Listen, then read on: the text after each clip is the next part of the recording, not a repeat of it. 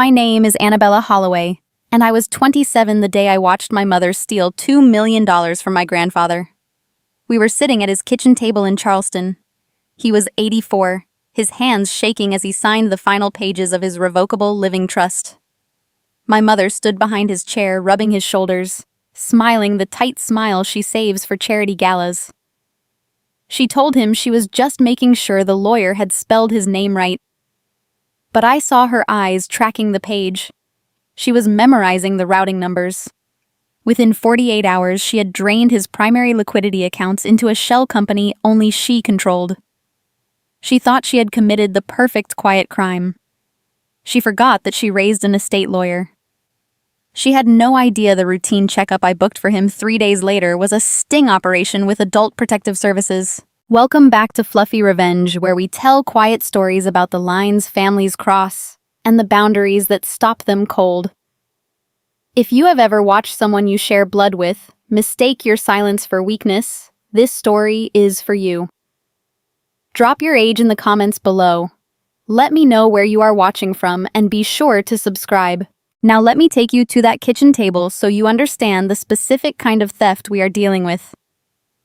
In Charleston, South Carolina, inherited wealth is a quiet religion. We do not discuss money in polite company. We preserve it. We pass it down. To defraud a stranger in our circles is a crime, but to defraud your own father is a stain that does not wash out. I handle the preservation of these estates for a living. I draft the ironclad documents that shield multi-generational wealth from taxes creditors and greedy relatives. I charge 6 figures a year to build financial fortresses. My mother, Victoria, thought she could bypass mine with a stolen glance over a teacup. It was a humid Tuesday morning at my grandfather Henry's colonial home south of Broad Street.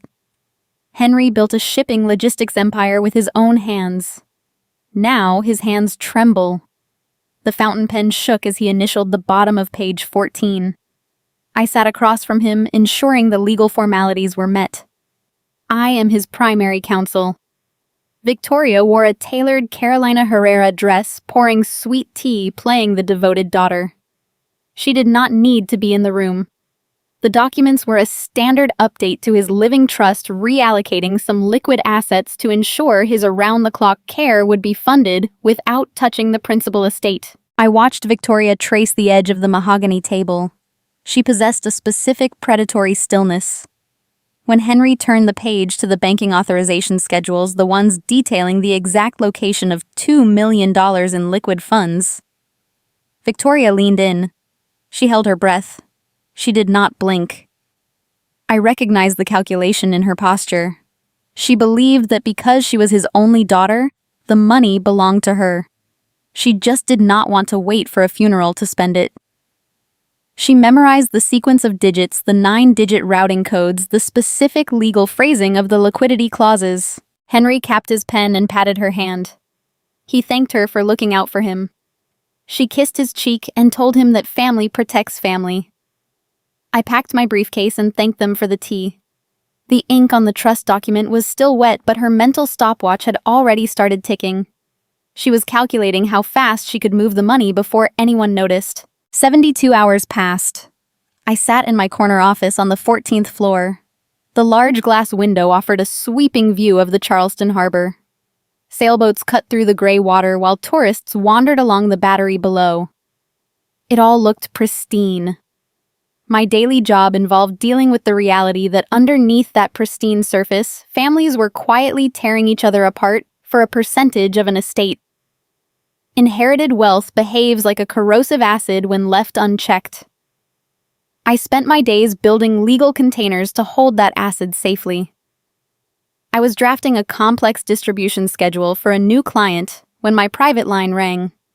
Very few people possess that specific number. I picked up the receiver expecting a senior partner from the firm or a judge's clerk. Instead, I heard breathing. Fast, shallow breaths echoed through the speaker. Then a voice I had known since childhood broke the silence. It was Maria. Maria has managed my grandfather Henry's household for 2 decades. In the rigid social ecosystem of Charleston, women like my mother view household staff as invisible entities. They speak in front of them without filtering their greed. They treat them like living furniture. But Maria sees everything. She knows the exact temperature Henry prefers his evening tea, and she knows the precise depth of Victoria's ambition. Calling me at the firm was a monumental risk for her. When Maria spoke, her voice trembled, reduced to a tight whisper. She told me she was calling from the walk-in pantry with the heavy wooden door locked. She needed to tell me what happened the night I left the estate. After the trust documents were signed and the teacups were cleared, Henry had retired to his ground floor suite. Victoria had claimed she was staying late to tidy up the living room. But Maria had come downstairs to check the security alarms and noticed a sliver of light spilling from the hallway into the foyer. The light was coming from the study. Maria stood in the shadows and watched, and Victoria was sitting at Henry's heavy oak desk. She had bypassed his screensaver. She was logged directly into his secure banking portal.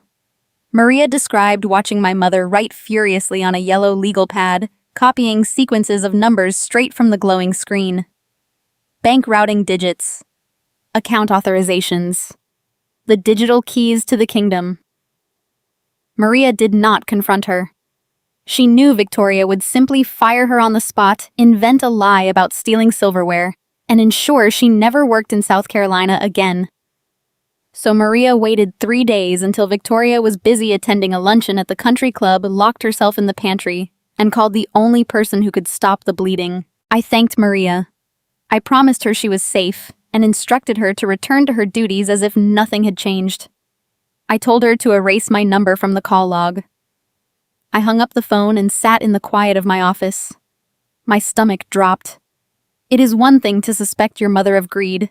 It is another to receive eyewitness testimony of her committing a financial felony. The biological reflex is panic. The daughter in me wanted to pick up the phone, dial her number, and demand an explanation. The child in me wanted to confront her until the betrayal made sense. But I do not get paid a 6-figure salary to act on emotional reflexes. I get paid to calculate. I forced the daughter aside and let the estate lawyer take the wheel. Before I could take action, I needed tangible proof. Accusing a prominent society woman of stealing from her father requires flawless documentation. Rumors hold no weight in court. I opened my encrypted email and contacted a senior compliance liaison at the regional bank, where Henry held his primary liquidity accounts. I framed the request carefully to avoid triggering an automatic freeze. I stated I was conducting a routine compliance review of the newly signed trust allocations and requested a 48-hour transaction history for the primary holding accounts. Then I waited. The waiting is always the hardest part of the job. You stare at the screen while the life you thought you knew hangs in the balance. 20 minutes later, the encrypted file arrived in my inbox. I downloaded the document and opened the spreadsheet. The arithmetic staring back at me was brutal. It was undeniable. A series of outgoing wire transfers had been initiated precisely 14 hours after the trust was signed. The funds did not move into the designated medical care accounts we had established to protect his future. Instead, $2 million had vanished. The money was funneled in sequential blocks into a newly minted external account. The routing information pointed to a corporate shell entity. I traced the state registration details. The entity did not belong to Henry. It belonged to Victoria. My mother did not just bend a family rule. She did not just borrow against a future inheritance. She executed unauthorized electronic fund transfers across state lines using compromised digital credentials belonging to an elderly dependent. She committed federal wire fraud. She committed financial elder abuse. She crossed a legal line that carries mandatory prison sentences in a state that aggressively prosecutes trust violations. The sheer arrogance of the act was staggering. She assumed her status as his daughter provided a shield of immunity. She assumed no one would audit the accounts until Henry was in the ground. She banked on the tradition of Southern families sweeping ugly financial disputes under the rug to protect the family name. I stood up from my chair and walked to the wall of filing cabinets near the door. I pulled open the top drawer and retrieved a fresh, heavy-duty binder. It had a bright red tab on the spine. I carried it back to my mahogany desk and laid it flat on the surface. I took a black fountain pen and wrote my mother's name across the label. Victoria Holloway. This was the exact moment the dynamic shifted forever. I was no longer dealing with a difficult, overbearing parent. I was building a prosecution file against a hostile actor who was actively draining my client's life savings. I printed the bank logs. I punched holes in the paper. I placed them behind the first divider. Every page added structural integrity to the trap I was about to build. I closed the binder. The satisfying click of the metal rings echoed in the silent office. I had the crime documented. Now I needed to map the fallout and track where the money was bleeding out. Just as I reached for my coffee, my cell phone vibrated against the wood of the desk. The screen lit up with an Instagram notification. It was a new post from Victoria. I tapped the alert. The image loaded, displaying my mother wearing designer sunglasses holding a crystal flute of expensive champagne. She was lounging on the polished teak deck of a brand new luxury yacht. The caption read, "Feeling blessed for new beginnings and smooth sailing." She was spending the stolen funds in real time, performing her wealth for an audience of sycophants. She thought the stolen money made her untouchable. She had no idea she had just handed me the invitation to my first counterattack. To catch a thief in Charleston, you must attend their coronation. 2 days after my mother posted that photograph from the deck of her rented yacht, she cemented her new financial status at the annual Heritage Foundation Charity Gala. In our city, these events are never merely about philanthropy or goodwill. They are carefully orchestrated displays of hierarchy. They are battlefields disguised as fundraisers where status is bartered over silent auctions and multi-course dinners. The ballroom of the historic downtown hotel was adorned with cascading crystal chandeliers and towering arrangements of white hydrangeas. The air smelled of expensive perfume roasted beef tenderloin and the distinct suffocating arrogance of old money. I arrived deliberately late, wearing a simple, unadorned navy gown that fell straight to the floor. My hair was pulled back into a severe, polished knot. I wore zero jewelry. I was dressing the part of the background character, the quiet, dutiful daughter who merely manages the dull logistics of life while others shine. It is remarkably easy to gather intelligence when everyone in the room assumes you are invisible. I navigated through the dense crowd of tuxedoed men and silk-draped women scanning the room for table 4. Victoria had secured a premier spot directly adjacent to the main stage. Securing that specific location required a minimum donation of $50,000. She was spending my grandfather Henry's lifeline to buy premium social real estate. I found her holding court, surrounded by the wives of local politicians and real estate developers.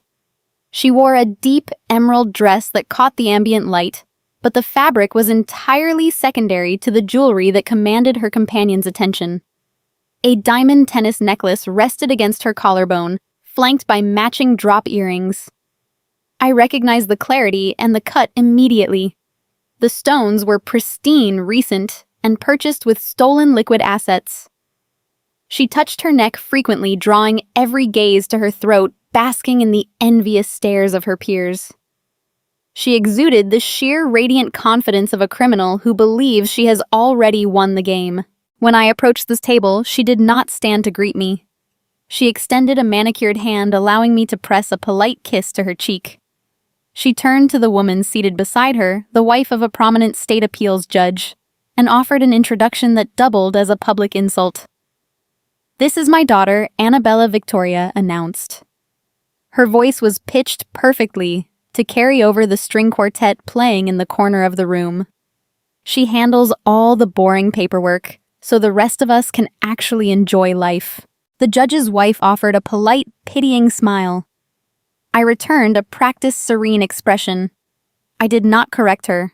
I did not defend my 6-figure career or attempt to explain the complex, high-stakes nature of estate law. I simply thanked her, accepted a glass of sparkling water from a passing waiter, and took my seat at the edge of the table. I sat quietly in her shadow, observing the sheer audacity of her performance. Victoria had spent her entire adult life waiting for her father to hand her his empire. Henry was a man who believed in earning your keep, and he had structured his finances meticulously to prevent his descendants from becoming idle socialites. He paid for higher education, he paid for medical emergencies, but he never funded frivolous luxury. Victoria resented him deeply for that boundary. She viewed his prudent financial planning as a personal insult to her perceived rank in society. Now, with Henry's mind focused on his failing health and his physical strength waning, she had unilaterally decided it was time to collect her inheritance. She operated under the delusion that wealth dictates morality, believing that if she played the part of the wealthy benefactor convincingly enough, no one would dare question the origin of her funds. The main course was cleared, and the silent auction portion of the evening commenced. Waiters circulated the vast room taking secondary drink orders. Victoria summoned the lead sommelier with a dismissive flick of her wrist. She ordered a vintage bottle of champagne, a rare French selection that ran $4,000. It was a grotesque display of consumption intended solely to make the other women at the table feel inadequate and outclassed. She wanted them to know she possessed a level of liquidity they could not match. When the sommelier returned bearing the chilled bottle and a leather folio for payment, the true mechanics of her fraud materialized right in front of me. Victoria opened her beaded clutch and retrieved a sleek, heavy metal corporate card. She placed it onto the leather folio. She pushed it toward the sommelier without glancing at the total. My professional training allows me to read complex legal documents upside down from across a negotiation desk. Reading a credit card from 2 seats away was effortless. The matte black surface of the card caught the flickering light of the table candles. Embossed in stark silver lettering across the bottom corner was a name I knew intimately. Palmetto Holdings, LLC. It was the exact shell company I had tracked in the bank logs. It was the destination of the stolen $2 million. It was the first structural pebble in the avalanche I was preparing to bring down upon her. She signed the receipt with a flourish, tipping an additional 30%, purchasing the immediate loyalty and admiration of the service staff. The women at the table clapped softly, praising her incredible generosity. Victoria smiled radiant and triumphant. She felt secure, surrounded by judges, politicians, and charity board members. She failed to realize that I was standing right in her spotlight, mentally subpoenaing her entire evening. I cataloged the exact time of the transaction. I noted the specific vintage of the champagne and the total cost of the bill. I memorized the names of the witnesses sitting at the table who had watched her present the corporate card. Every laugh, every toast, every sip of that $4,000 wine was another line item in the criminal filing I was actively drafting in my head. Corporate shell entities are designed to hold assets, not to purchase luxury alcohol at charity galas. Using a corporate card for personal entertainment expenditures pierces the corporate veil, providing a direct, unarguable link between the stolen funds and her personal consumption. She was handing me the evidence on a silver platter. The string quartet transitioned into a lively jazz piece. Victoria stood up to join her friends near the stage, leaving me alone at the table with the empty champagne bottle and the signed receipt. I remained seated, maintaining my quiet camouflage. I took a slow sip of my sparkling water and let my gaze drift across the crowded ballroom. I scanned the perimeter, watching the flow of attendees moving near the mahogany bar. The financial rot my mother initiated was a contagion, and I needed to know how far it had spread within our family ecosystem.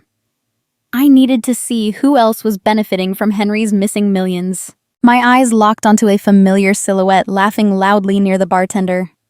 It was my older brother, Preston. He was holding a Scotch glass, wearing a tailored tuxedo that fit far better than his usual off-the-rack attire. Preston had spent the last decade floating between failed startup ideas, relying on Victoria to bail him out of debt whenever his latest venture inevitably collapsed. He rarely attended these high society galas, frequently claiming they were too stiff and restrictive for his entrepreneurial spirit. Yet here he was, buying rounds of top-shelf liquor for a group of local real estate investors, acting like a titan of industry. As he raised his arm to signal the bartender for another round, his jacket sleeve pulled back. The heavy, unmistakable gleam of a solid gold luxury watch caught the dim light of the bar. It was a specific piece, a distinct model I recognized from my wealthy clients' collections, a timepiece that retailed for $30,000.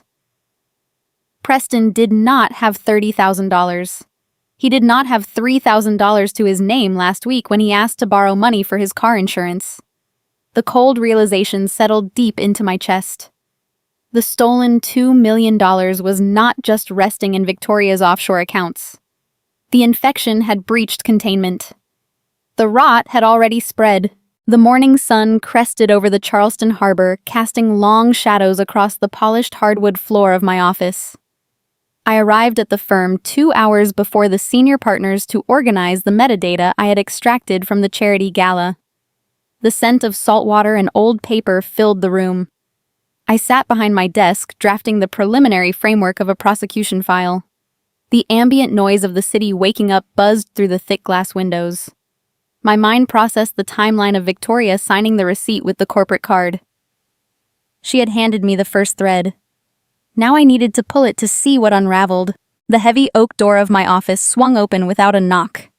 My older brother Preston strolled into the room. He is 31 years old and perpetually unemployed, yet he carries himself with the unearned swagger of a Fortune 500 executive. Preston has always been Victoria's favored child. He operates under the delusion that he is a brilliant entrepreneur. In reality, he is a financial sinkhole. Over the past decade, he has launched a boutique fitness center, an artisanal craft brewery, and a luxury concierge application. Each venture collapsed within a year, leaving a trail of unpaid vendors and broken leases. Victoria always stepped in to quietly erase his debts to protect the family image. Preston wore a tailored linen suit that looked brand new. The heavy gold watch I spotted at the gala slipped out from beneath his crisp white cuff.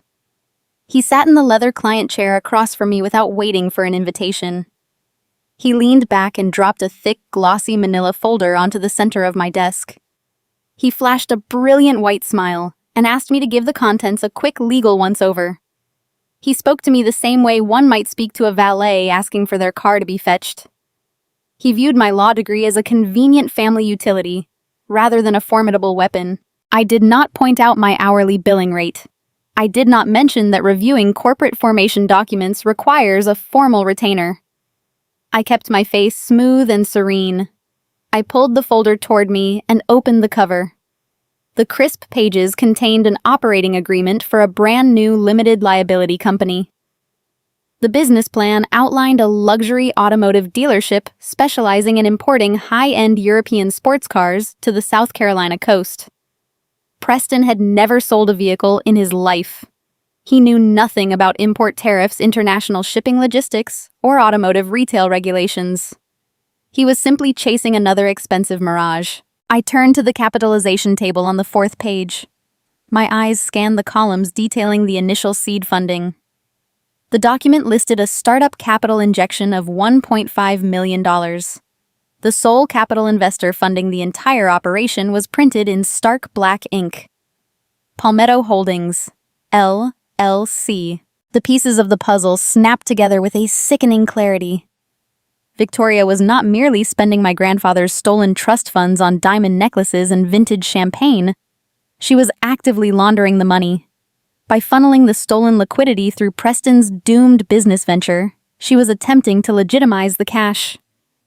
In the eyes of federal investigators, this process is known as integration. It is the final stage of money laundering where dirty funds are absorbed into the legitimate economy. Preston crossed one ankle over his knee and began talking about profit margins and exclusive inventory sourcing. He told me Victoria had finally decided to unlock some of the family capital so he could build a lasting legacy. He bragged about the prime commercial real estate he was leasing out on the highway. He grinned the bright, oblivious smile of a man standing directly on top of a landmine. He had no idea he was holding a signed confession. He was entirely unaware that he had just become an accessory to financial elder abuse and federal wire fraud. I looked down at the paperwork to hide the calculation in my eyes. A biological sister would warn him. A loyal sibling would tell him to run to shred the operating agreement and to distance himself from Victoria before the authorities kicked down his door. But Preston had spent his entire life benefiting from the same toxic hierarchy that sidelined me. He made a deliberate choice to accept a large sum of money without ever questioning its origin. He was a willing participant in the exploitation of our grandfather. I suppressed the urge to offer him a warning. I chose to remain the primary counsel for the victim. I shifted my focus to examining the structural integrity of Victoria's asset hiding strategy. I read the formation clauses and the registered agent details. It took me less than 3 minutes to find the fatal flaws. Arrogance always breeds breathtaking incompetence. Victoria had bypassed hiring a legitimate corporate attorney to set up the holding company. A real lawyer would have demanded proof of funds and run compliance checks on a $2 million transfer. To avoid those questions, she used a cheap, automated online incorporation service. The sloppiness of her documentation was staggering. She listed her primary residential address on East Battery Street for the registered agent location. She used her own maiden name as the sole managing director of Palmetto Holdings. She created a straight, unbroken line connecting the stolen trust funds directly to her own doorstep. In corporate law, this careless commingling of personal and business identities pierces the corporate veil immediately. It destroys any potential claim of plausible deniability. She built a glass house and handed me the hammer to shatter it. I closed the manila folder and aligned the edges of the paper with the edge of my mahogany desk. Preston stopped talking about his projected first quarter sales. He leaned forward, waiting for my validation. He wanted the smart sister to bless his new empire. He wanted me to tell him he was a visionary businessman. I handed the folder back to him. I offered a neutral, polite smile. The kind of distant smile you give a stranger passing on the street. I told him the paperwork was thoroughly drafted. I confirmed that the operating agreement was certainly legally binding. I kept my tone light and professional. I did not tell him that the document bound him to a felony indictment. I did not mention that his signature on the managing partner line guaranteed he would be named in the upcoming injunction. Preston snatched the folder from my hand. He stood up, adjusting the lapels of his expensive linen jacket. He checked the reflection of his new gold watch in the glass pane of my office door. He announced he was heading to a premium steakhouse downtown to celebrate the launch of his automotive dynasty. He told me not to work too hard and strutted out into the hallway, oblivious to the storm gathering above his head. The heavy oak door clicked shut, leaving me alone in the silent office. I turned back to my computer monitor. I added Preston's signed operating agreement and the dealership details to the mental ledger of evidence I was compiling. The prosecution file grew heavier by the minute. Victoria was dragging the entire family down with her vanity project. She was willing to sacrifice her own son to clean the money she stole from her father. I reached across the desk for my coffee cup, preparing to draft the next phase of the investigation. Before my fingers brushed the warm ceramic, the sharp ring of my private desk phone shattered the quiet room. I picked up the receiver. The voice on the other end was frail, laced with a deep, unfamiliar panic. It was my grandfather, Henry. The man who had built a shipping empire and navigated decades of cutthroat industry negotiations sounded terrified. He told me he was standing at the checkout register of the local grocery store. He explained that his premium grocery delivery service had bounced earlier in the week, and he had driven himself to the market to buy basic provisions. His voice cracked as he relayed the humiliation he'd just endured. The cashier had just declined his transaction. The bank teller told him his accounts were frozen for insufficient funds. The abstract numbers on my spreadsheet had finally translated into a devastating reality. The theft had reached the surface, leaving an 84-year-old man standing in a public aisle, unable to buy a can of soup. I hung up the phone and grabbed my car keys. The drive from my downtown law firm to my grandfather Henry's estate takes 20 minutes on a clear day. I navigated the narrow cobblestone streets south of Broad Street, with a tight grip on the steering wheel. The air outside was thick with the scent of salt water and blooming jasmine. Charleston is a city obsessed with preserving beautiful facades. We spend fortunes painting over rot to ensure the tourists and the neighbors only see pristine history. As an estate lawyer, I spend my life examining the structural decay hidden behind those freshly painted doors. The reality of elder financial abuse is rarely glamorous or cinematic. It does not involve masked intruders in the middle of the night. It is usually quiet, domestic, and profoundly humiliating. It happens in broad daylight, perpetrated by the people the victim trusts the most. I pulled through the wrought iron gates of Henry's property. The house is a towering colonial structure flanked by ancient oak trees draped in Spanish moss. Henry purchased this estate 40 years ago after decades of brutal labor. He did not inherit his wealth. He grew up working on the humid cargo docks loading freight by hand. He saved every dollar to buy one rusted trawler and turned that single vessel into a dominant regional shipping empire. He is a man defined entirely by his self-reliance and his rigid sense of honor. He spent his entire life ensuring his family would never know the sting of poverty. Now his own flesh and blood had engineered his financial ruin. Maria opened the heavy front door before I could turn the brass knob. Her eyes were shadowed with an unspeakable guilt. She pointed silently toward the formal dining room. I walked down the long corridor, feeling the weight of the silence in the house. The dining room was designed to host 20 guests under a sprawling crystal chandelier. I found the patriarch of our family sitting alone at the head of the polished mahogany table. He was holding a heavy silver spoon. Resting on a delicate china saucer in front of him was a tin can of condensed chicken noodle soup. I stopped in the doorway and observed the scene. The visual contrast was a physical blow to my chest. A titan of local industry reduced to eating canned rations in a mansion because his daughter decided she was tired of waiting for her inheritance. I walked into the room and took the seat next to him. Henry looked up and offered a fragile, strained smile. The deep lines etched into his weathered face carried the specific exhaustion of a proud man trying to mask his shame. He placed the silver spoon on the table and let out a heavy breath. He told me the full story of his morning. He explained that his premium grocery delivery service, the one Maria manages to keep the pantry stocked with his specific dietary needs, had been canceled. The automated system sent a notice citing insufficient funds. Assuming it was a minor error, Henry decided to drive himself to the local market to buy a few provisions. He walked the aisles, selected his items, and stood in the checkout lane. He handed the cashier his premium bank card. He described the exact moment the machine beeped a harsh red decline notice. Henry recognized the cashier. She was the granddaughter of a man who used to work on his shipping docks. He recognized the people standing in line behind him. They were members of his community. They watched a billionaire fail to purchase basic groceries. The teller quietly informed him that a freeze had been placed on his accounts due to a negative balance. Henry told me his hands shook so terribly he dropped his wallet on the linoleum floor. He left the groceries on the conveyor belt and walked out of the store with his head down. As he recounted the humiliation, he did not express anger toward Victoria. He directed his frustration entirely at the banking institution.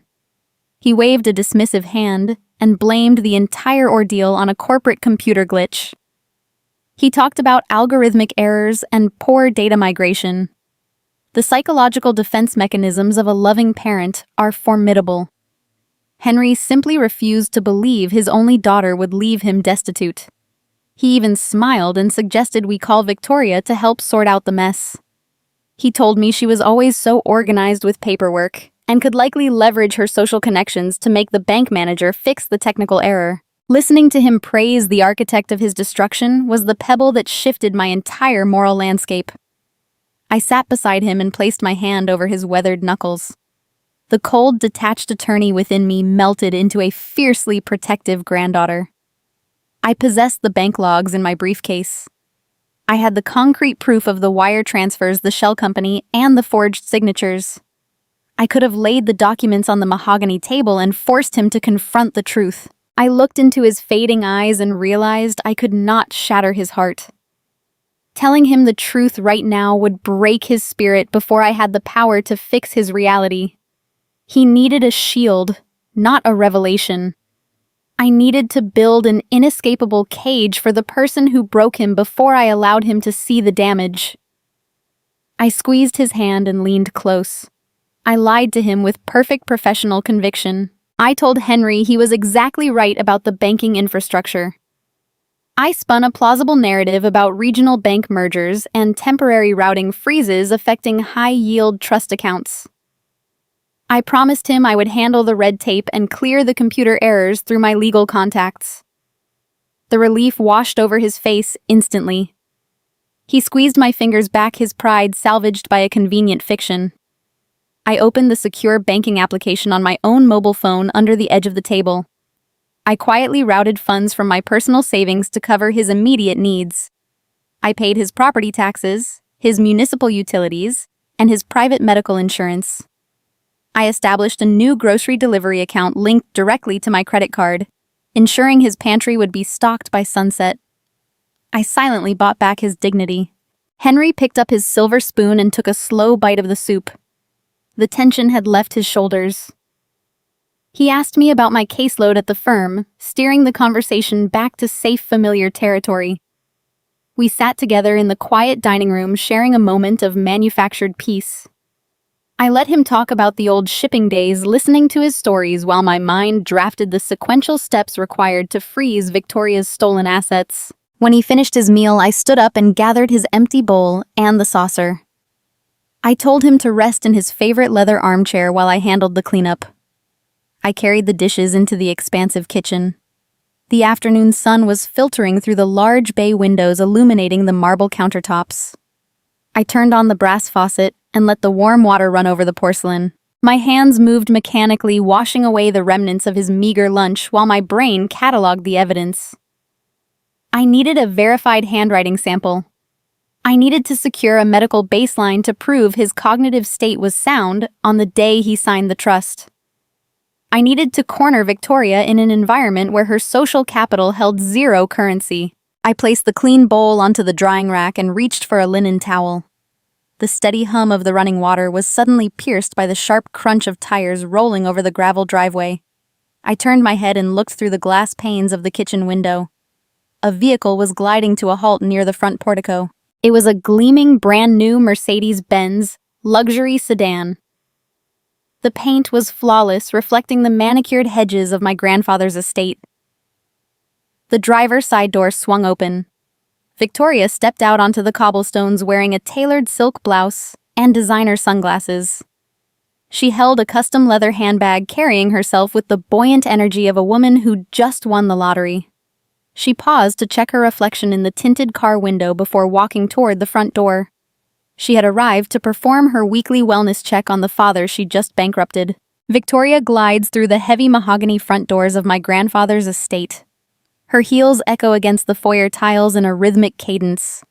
She carries a sprawling bouquet of white lilies, presenting them as if she were gracing a hospital ward with her benevolent presence. I remain in the kitchen. I fold the linen dish towel over the edge of the marble counter. I watch the performance unfold through the open archway. She finds Henry sitting in his leather armchair. She bends down, pressing a theatrical kiss to his temple. Her voice drips with manufactured sympathy as she asks about his morning. Henry possesses the gentle trust of a father who cannot fathom his own child committing such a profound betrayal. He admits his deep embarrassment at the grocery checkout. He explains how his card was declined in front of the cashier. Victoria places a manicured hand over his heart. She coos soft, pacifying reassurances. She insists that modern banking systems are notoriously unreliable for seniors.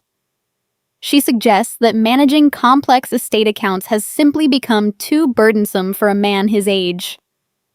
She offers a solution wrapped in feigned devotion. She volunteers to assume full signatory authority over his remaining assets to spare him any future humiliation. The sheer predatory grace of her pivot is chilling. She is standing over the man she just robbed, using the poverty she inflicted upon him as the justification to steal whatever is left. I do not step into the living room. I do not raise my voice to defend him or hurl accusations at her. Confrontation without leverage is just theater. Charleston society trains daughters to be polite, to swallow their anger, to protect the family reputation at all costs. I reject that training. I watch her stroke his shoulder, securing his verbal agreement to let her handle the red tape. My silence is not complicity. My silence is a tactical retreat. I leave the estate an hour later, offering Victoria a polite nod on my way out.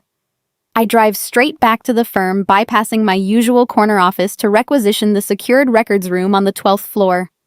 I instruct my paralegal to hold all my calls and cancel my weekend appointments. I pull the heavy privacy blinds shut. Over the next 72 hours, I do not sleep in my own bed. I live on black coffee and the cold glow of dual monitors. I trade the role of the quiet daughter for the executioner she failed to anticipate. I begin with the state registry. Palmetto Holdings, LLC, was incorporated using a digital legal service that bypasses stringent identity verification. By exploiting my access to proprietary corporate databases, I pull the raw filing data. The registered agent is Victoria Holloway. The listed business address is her private residence on East Battery Street. Next, I target the digital fingerprint of the theft. Utilizing back-channel compliance requests through the Estate Trust Division, I secure the raw server data from Henry's bank. The timestamps on the $2 million transfer correlate directly with Internet Protocol addresses mapped to Victoria's home broadband network. She did not even attempt to mask her location. She initiated the wire fraud while sitting in her own living room, sipping her morning coffee. She assumed the barrier of entry to these digital records was too high for her own family to cross. She forgot she paid for my law school tuition. The evidence mounts. I trace the dispersion of the stolen funds across 3 distinct banking institutions. I cross-reference the withdrawal dates with the Public Registry of Motor Vehicles and Marine Vessel Deeds. The down payment for the new Mercedes sedan clears precisely 12 hours after the initial theft. The charter fee for the luxury yacht aligns down to the minute with a secondary withdrawal. The capital injection for Preston's doomed car dealership forms the largest single outgoing transaction. I compile these records into a singular, devastating narrative. I build a chronological 300-page timeline detailing every stolen dollar, every forged electronic signature, and every vanity purchase executed over the past week. I print the documents on high-weight legal paper. I slide them into protective sleeves. I index the financial ruins with red tabs categorizing the fraud by date amount and corresponding federal statute violation. The finished binder is heavy. It represents decades of my grandfather's labor reduced to a visual map of his daughter's greed. I do not assemble this dossier to blackmail her. I do not plan to leverage it for a favorable family settlement or an emotional apology. Apologies from narcissists are worthless currency. In our elite circles, families often handle these disputes privately, hiding the shame behind closed doors and non-disclosure agreements. I refuse to grant her that luxury. I am packaging this evidence for the state authorities. She will face the cold machinery of the justice system. The morning sun breaks through the gaps in the records room blinds, signaling the start of the business week.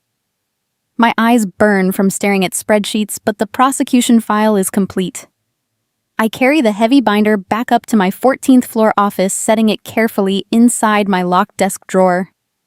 The mahogany surface of my workspace is clean and organized. I am running a final review of the Adult Protective Services intake protocols when the frosted glass door of my office swings open. I did not buzz anyone in. The receptionist did not announce a visitor. Victoria marches into the room. The polished maternal facade she wore at the estate is gone, replaced by a brittle, frantic energy. She bypasses the client chairs and steps directly up to my desk. She slams a thick, stapled document onto the wood, the sound echoing sharply against the paneled walls. Her eyes dart around my office, noting the scattered legal pads and empty coffee cups. She taps a manicured fingernail against the top page of her document, demanding my immediate attention. She tells me she had her own attorneys draft a comprehensive waiver of accounting for the estate. She commands me to sign it right now, claiming it is a necessary legal formality to protect the family from unnecessary audits. Her voice is tight, betraying the panic setting in beneath her designer clothes. She needs my signature to seal the vault she just emptied. Victoria stood in the center of my office like an invading force. The fluorescent lights mounted overhead caught the facets of her new diamond necklace, casting scattered prisms across the dark wood of my bookcases. She did not ask for permission to enter my sanctuary, nor did she request a seat in one of the leather client chairs. She simply marched across the threshold and tossed a thick, stapled packet onto the center of my desk. The stack of legal-sized paper landed with a heavy, resonant thud. I recognized the standard formatting and the bold font of the header immediately. It was a waiver of accounting. In the realm of estate law, a waiver of accounting represents a very specific and dangerous shield. It is a binding agreement signed by the relevant beneficiaries that legally relieves an executor from ever having to present a formal ledger of their financial activities. It is the ultimate free pass. It dictates that no audits will be conducted, no questions will be asked, and no consequences will be faced for missing capital.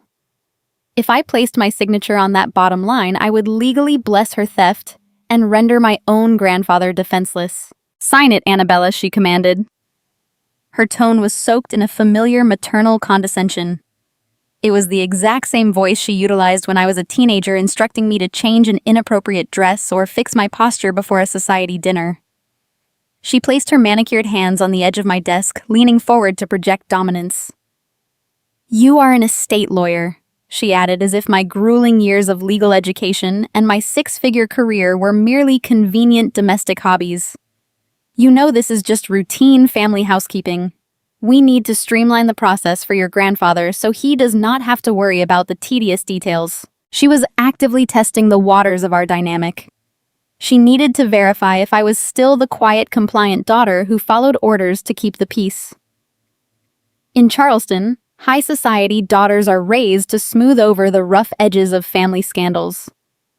We are conditioned from birth to smile through our discomfort, to swallow our objections, and to sign whatever legal documents our elders place in front of us.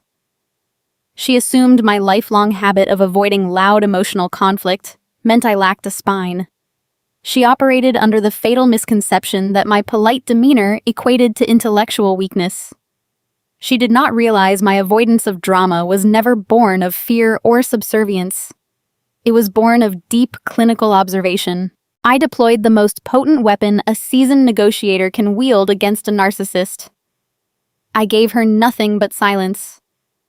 I picked up the stapled packet. I did not meet her gaze. I began to read the document line by line, word by word. I let the quiet stretch across the expanse of the room. The silence deepened, expanding until it filled every corner of the office. A trained attorney knows how to endure long stretches of silence to extract concessions. A guilty person finds the absence of sound unbearable. I read the boilerplate indemnification language on the first page. I scanned the liability release clauses on the second page. I took my time running my index finger slowly down the margins. The seconds ticked by with agonizing slowness. I could hear the faint hum of the air conditioning vent pushing cool air into the room. I could hear the distant wail of a cargo ship horn out in the harbor. Most prominently, I could hear Victoria shifting her weight. Her designer heels clicked restlessly against the hardwood floor. She tapped her knuckles against the clasp of her leather handbag. The intentional delay was rapidly unraveling her brittle confidence. She cleared her throat, preparing to issue another sharp demand to force my compliance. I cut her off by looking up and offering a mild professional smile. "The document is thoroughly drafted," I said, maintaining a level clinical tone. I told her I would be happy to facilitate the process and provide my signature provided we followed proper legal procedure. The relief washed over her face in an instant. Her rigid shoulders dropped. She exhaled a long breath, believing she had won the chess match. Her blinding greed prevented her from examining the mechanics of my sudden compliance. I opened my top desk drawer and withdrew a crisp single sheet of paper. I slid it across the mahogany surface toward her. I presented her with a standard firm intake form. I explained that because she was acting in her new official capacity as the secondary executor of the trust, I needed her to formally verify her identity for my internal administrative records. It is a standard compliance measure, I assured her, keeping my voice light and unbothered. Just a tedious formality for the firm archive before I can notarize your waiver. Victoria scoffed at the bureaucracy, rolling her eyes at the inconvenience. She reached for the heavy brass pen resting in my desk holder. She did not read the intake sheet. Her mind was entirely focused on the prize sitting on my side of the desk.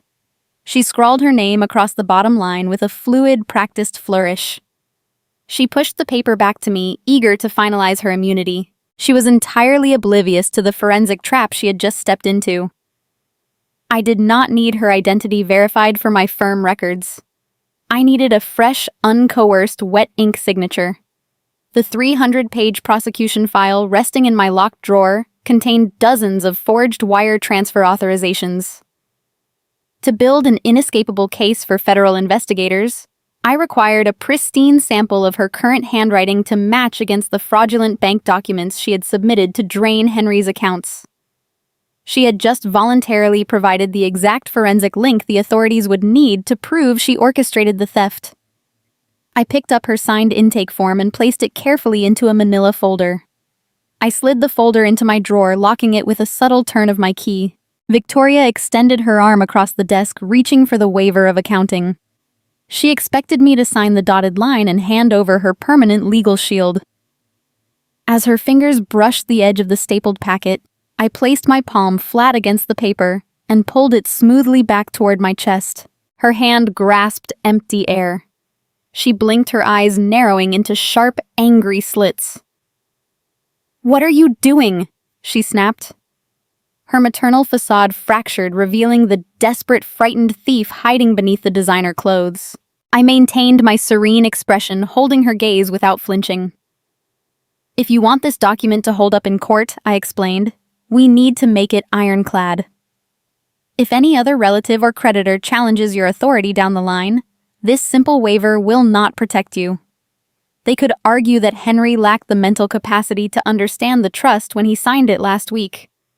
If someone raises a red flag regarding his competency, they could freeze the entire estate and order a full forensic audit of every transaction made since the signing."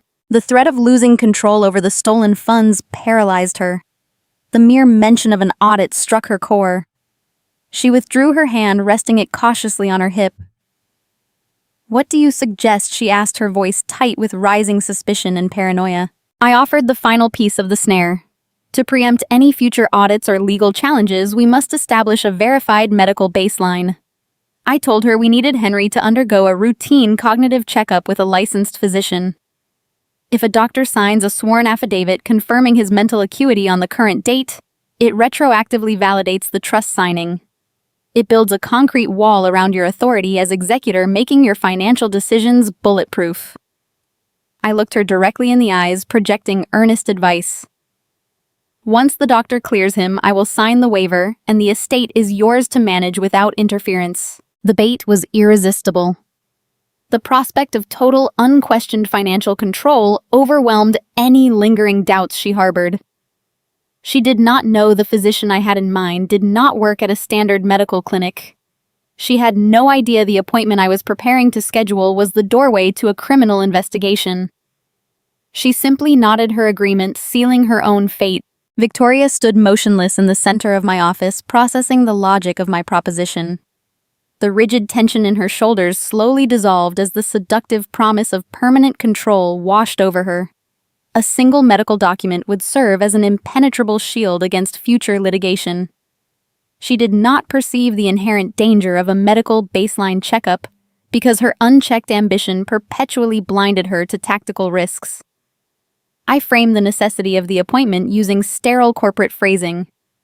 I explained that a retrospective competency challenge from a disgruntled relative or a proactive bank manager could freeze the estate assets indefinitely. I reminded her that probate courts look highly favorably upon proactive psychiatric assessments when validating recent trust modifications. The prospect of an indefinite asset freeze terrified her.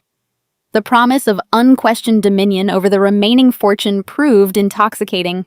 She agreed to the proposition with a sharp, decisive nod. She instructed me to schedule the assessment immediately, operating under the illusion that she was dictating the pace of the narrative. Victoria possessed a pathological need to be perceived as the smartest person in any room. Growing up, she orchestrated family vacations, dinner seating arrangements, and even my high school extracurricular activities with an iron grip. She thrived on manipulating variables and controlling the flow of information. She looked at me sitting behind my heavy mahogany desk and saw the same obedient teenager who used to organize her social calendar. She assumed I was simply trying to cover my own professional liabilities, fearing an audit of my legal work. She had no concept that the obedient teenager had evolved into a lethal adversary. I picked up my office receiver and dialed a specific 10-digit number I had memorized hours earlier. I did not call a standard general practitioner or a boutique concierge doctor. I routed the call to a specialized diagnostic clinic located in the downtown medical district. On paper, the facility handled routine geriatric care and cognitive baseline testing. In reality, it operated as the primary assessment center for county elder abuse investigators and forensic psychiatrists. I requested a comprehensive cognitive and environmental baseline for Henry Holloway. The intake coordinator on the other end of the line recognized the coded language and the subtle urgency in my voice. The appointment was set for the following Tuesday at 9 in the morning. Victoria immediately claimed dominion over the logistics of the appointment. She announced she would transport Henry to the clinic herself. She insisted it would be far more comfortable for him to ride in her brand new luxury sedan rather than my practical commuter vehicle. Her true motivation was glaringly obvious. She wanted to isolate him in an enclosed space for the 30-minute drive to coach his answers. She planned to fill his head with fabricated anxieties about his failing memory, ensuring he deferred to her authority in front of the examining physician. She intended to curate his reality before he ever stepped foot inside the clinical environment. I offered no resistance to her transportation plan. I nodded and validated her maternal devotion, praising her dedication to his comfort. Yielding minor logistical battles is how a seasoned attorney wins the ultimate war. Let her believe she was steering the ship. I watched her turn on her designer heels and exit my office radiant with premature victory. She believed she was maneuvering me into a corner, playing three-dimensional chess against a novice. She failed to realize I had already surrendered the entire board to state prosecutors. The weekend stretched out with agonizing slowness. Time distorts when you are waiting for a trap to spring shut. I spent Saturday morning finalizing the prosecution binder. I cross-referenced the wire transfer timestamps with the newly acquired signature sample from my office intake form. The forensic match was flawless. The distinct loop of her cursive signature mirrored the fraudulent digital authorizations perfectly. The paperwork was an irrefutable chain of guilt. On Sunday, I drove past Henry's estate, but did not stop. I parked 2 blocks away and stared at the wrought iron gates. I could not risk a spontaneous interaction that might alert Victoria to my true intentions. She spent the entire weekend hovering around him, monitoring his phone calls and managing his meals. Leaving him in the presence of a predator took a severe emotional toll on my conscience. I had to continually remind myself that a premature intervention would only result in a messy family dispute without any criminal consequences. To excise a tumor permanently, you must allow the surgeon to see the full extent of the rot. I had to let her walk willingly into the surgical theater. Tuesday morning arrived under a thick blanket of coastal fog. The air felt heavy, carrying the distinct metallic scent of impending rain. The weather mirrored the oppressive tension coiled tight within my chest. I dressed in a structured charcoal gray suit, selecting garments that projected authority without drawing unnecessary attention. I reviewed my checklist one final time. The evidence binder was secured in my leather briefcase. The local authorities were notified of the appointment time. The specialized investigators were briefed on the financial background. The pieces were locked into their designated positions, awaiting the final move. I exited my apartment building and climbed into my car. I was navigating the narrow streets toward the medical district when the Bluetooth system on my dashboard chimed. The digital display illuminated with Victoria's name. I tapped the answer button on the steering wheel, keeping my eyes focused on the damp asphalt ahead. Her voice filtered through the car speakers, cutting through the quiet hum of the engine. She sounded unusually cheerful, brimming with an artificial bright energy that set my nerves on edge. She informed me they were navigating morning traffic and would arrive at the medical building 15 minutes early. She wanted to ensure the paperwork was ready the moment she walked through the double doors. Then she dropped a variable I had not anticipated. Her tone shifted, taking on a breezy, casual cadence designed to mask a tactical maneuver. She mentioned she had decided to invite some external legal representation of her own to the appointment. She claimed she wanted a second set of eyes to review the medical release forms just to push the paperwork through efficiently and protect her interests as the secondary executor. She proudly announced that Davis Cole was currently sitting in her passenger seat reviewing the trust documents. Davis Cole is a notorious local litigator known for defending indefensible clients using loud, aggressive tactics. He is a fixture in the Charleston legal community, renowned not for his intellect, but for his willingness to operate in the ethical gray areas of the law. He thrives on intimidation, procedural bullying, and overwhelming his opponents with sheer volume. Victoria thought bringing a legal mercenary would secure her victory, intimidate the medical staff, and force my immediate compliance. She sought to turn a clinical assessment into a hostile negotiation. She believed Davis Cole was her ultimate shield. She was bringing a knife to a drone strike. The clinical scent of industrial antiseptic mixed with the chilled air conditioning of the downtown Charleston Medical Building. I arrived 20 minutes before the scheduled appointment. The waiting room featured muted abstract paintings and uncomfortable vinyl chairs designed to discourage lingering. I selected a seat in the far corner facing the main entrance. The heavy red tabbed binder rested across my lap. My pulse maintained a slow, steady rhythm.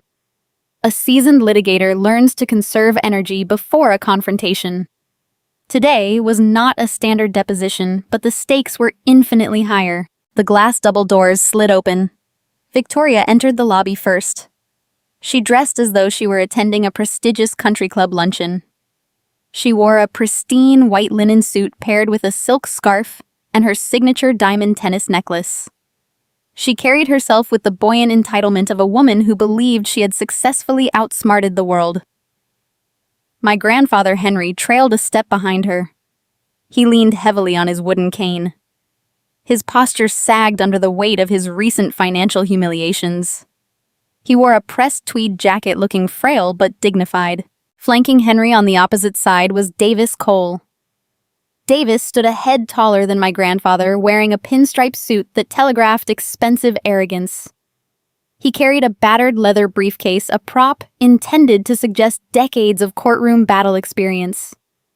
In reality, Davis built his career by weaponizing family secrets. He specialized in extracting quick settlements by threatening to expose wealthy families in the local press. Victoria hired him because she believed his reputation would intimidate anyone who questioned her authority. She brought a sledgehammer to a delicate surgical procedure. Davis bypassed the orderly row of waiting chairs and marched directly toward the reception desk. He did not wait for the receptionist to finish typing. He slapped his palm against the laminate counter to command her attention. He demanded the standard competency waiver be produced and expedited immediately. He projected his voice to ensure everyone in the lobby understood his perceived importance. He complained about his hourly billing rate and cited his busy trial schedule. He attempted to turn a medical intake process into a hostage negotiation. He relied entirely on volume and intimidation. Those are the tools of a man who rarely reads the fine print. The receptionist did not flinch.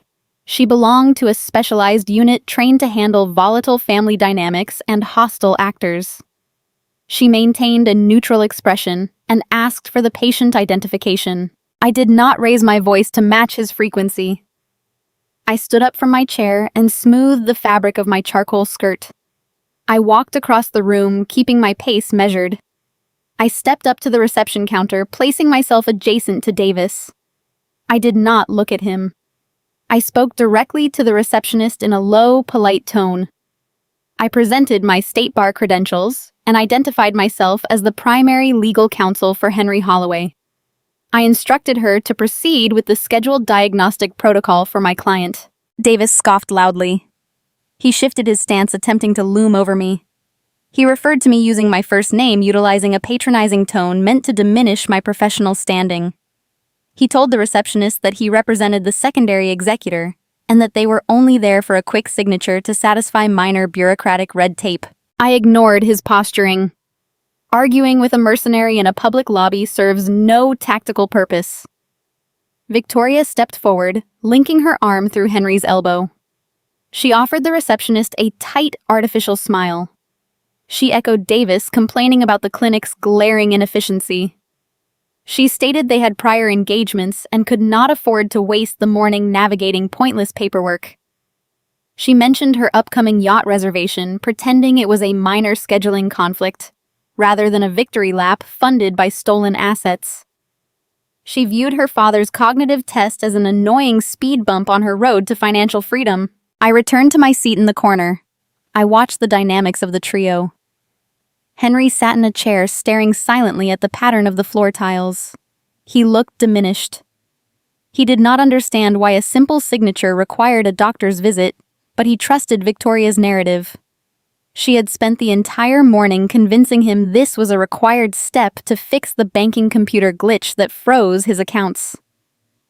The sight of his vulnerability fueled my focus. The red tabbed binder resting on my lap contained the cure for his current deception. Davis leaned over Victoria, whispering strategies into her ear.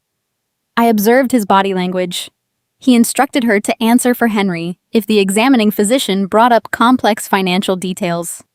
He warned her not to let the doctor steer the conversation toward the recent trust amendments. Davis believed he could bully a clinician into signing a legal shield. He had zero concept of the specialized adult protective services unit operating behind the walls of this facility. The wall clock ticked with a loud mechanical rhythm. 30 minutes passed. Victoria's agitation grew visibly. She paced the length of the waiting room. The sharp clicking of her designer heels revealed her mounting panic. She checked her phone screen every few seconds. She questioned my choice of facility, suggesting I had deliberately selected an incompetent practice to waste her time. I offered a placating smile. I reassured her that thorough medical documentation prevents future legal headaches for the executor. I told her that a meticulous doctor guarantees an ironclad waiver. The irony washed over her without leaving a single mark. She nodded in agreement, blinded by her own unyielding greed. She wanted the immunity shield so badly she was willing to endure the tedious wait. The atmosphere in the lobby felt brittle. Davis checked his gold watch and sighed loudly. He announced he would give the clinic 5 more minutes before he filed a formal complaint with the medical board. His bluster was a performance designed to reassure Victoria that she had hired the right gladiator. I sat in silence, monitoring the corridor. The heavy wooden door leading to the examination wing finally unlatched. The sound echoed sharply in the quiet lobby. A triage nurse stepped into the corridor. She did not wear cheerful pediatric scrubs or a warm, welcoming smile. She wore dark blue operational attire, projecting a clinical, unyielding authority. She held a thick metallic clipboard close to her chest. Her gaze swept over the waiting room, assessing the threat level of the occupants before she spoke. She called Henry's name in a clear, commanding voice. Henry grasped the handle of his wooden cane and struggled to stand. Victoria immediately rushed forward. She hooked her arm through his elbow, ready to steer the narrative and intercept any probing questions. She marched toward the open doorway, projecting her usual aristocratic dominance. She demanded the nurse keep the session brief, citing their busy schedule. She stepped toward the threshold, intending to escort her father into the examination room and supervise the entire assessment. The nurse did not step aside. She did not offer a polite apology or defer to Victoria's expensive suit. She shifted her weight and physically blocked the doorway. She interposed her body directly between Victoria and the examination room, closing the gap and establishing a firm physical boundary that halted my mother in her tracks. Family must remain in the waiting area for the baseline assessment. The nurse spoke the words with an unyielding iron authority. She did not raise her volume. She simply occupied the physical space in a way that left no room for negotiation. Victoria bristled. Her posture stiffened. She was a woman accustomed to doors opening for her to rules bending around her wealth. She opened her mouth to issue a sharp reprimand, perhaps to threaten the nurse over her tone. Before the words could form, Davis Cole placed a heavy hand on her shoulder. He offered her a slick, practiced grin. He leaned in and murmured that fighting medical staff over intake protocols was a waste of billable hours. He assured her this was a standard 10-minute formality. He explained that doctors needed to ask a few basic orientation questions alone to satisfy the insurance requirements before releasing the necessary legal forms. Let the old man draw a clock face and tell them the year, Davis chuckled. We will have your waiver signed and be out of here before your lunch reservation. Victoria smoothed the front of her white linen jacket. She shot the nurse a glare of pure disdain, patted Henry on the arm, and retreated to the vinyl chairs in the lobby. She picked up a glossy architectural magazine from the end table and crossed her legs. They sat down. They exhaled. They had no idea they had just walked into a buzzsaw. The facility we occupied was not a standard medical practice. The brass plaque on the exterior of the building listed a generic health services title. The reality operated far below the radar of Charleston high society. This specific wing was heavily utilized by Charleston County Adult Protective Services. It was a secure environment designed to isolate vulnerable seniors from their abusers. The soundproof walls prevented anyone in the lobby from hearing the conversations taking place inside. The locks on the doors required keycard access from both directions. The prey was sitting right next to me, flipping through pages of imported Italian marble kitchens, while the trap snapped shut. Behind that heavy wooden door, my grandfather was not being asked to identify the current president, or count backward from 100. He was sitting across a table from Dr. Samuel Sterling, a forensic geriatric psychiatrist with decades of experience dismantling financial exploitation cases. Dr. Sterling possesses a gentle, disarming demeanor that encourages victims to speak without feeling judged or hurried. He understands the profound shame that accompanies elder theft. He does not wear a white coat. He wears soft sweaters and speaks in a slow, steady cadence. He was currently pouring Henry a cup of warm tea, establishing a safe, comfortable baseline for the conversation. Sitting next to Dr. Sterling was Marcus Vance, a seasoned financial investigator for the state. Marcus is a former forensic accountant who shifted to protective services after watching his own grandmother lose her pension to a predatory caregiver. He brings a surgical precision to his work. Spread across the table between them were the documents I had securely transmitted the previous night. Marcus was gently walking Henry through the reality of his bank statements. He was not rushing the process. He presented the wire transfer logs, the routing numbers, and the sudden depletion of the primary liquidity accounts. I knew exactly how that conversation was unfolding, because I had orchestrated the framework. Marcus would point to the $2 million deficit. He would ask Henry if he recognized the name Palmetto Holdings. Henry would stare at the bold ink. The confusion would slowly transition into a quiet, devastating grief as the truth bypassed his parental defense mechanisms. The investigators were securing his official recorded testimony. They needed him to state on a clear audio recording that he never authorized the transfer, that he did not own the shell company, and that his daughter had acted without his knowledge or consent. They were capturing the core element of the felony while his mind was sharp and his memory was fresh. Back in the waiting room, the atmosphere remained deceptively calm.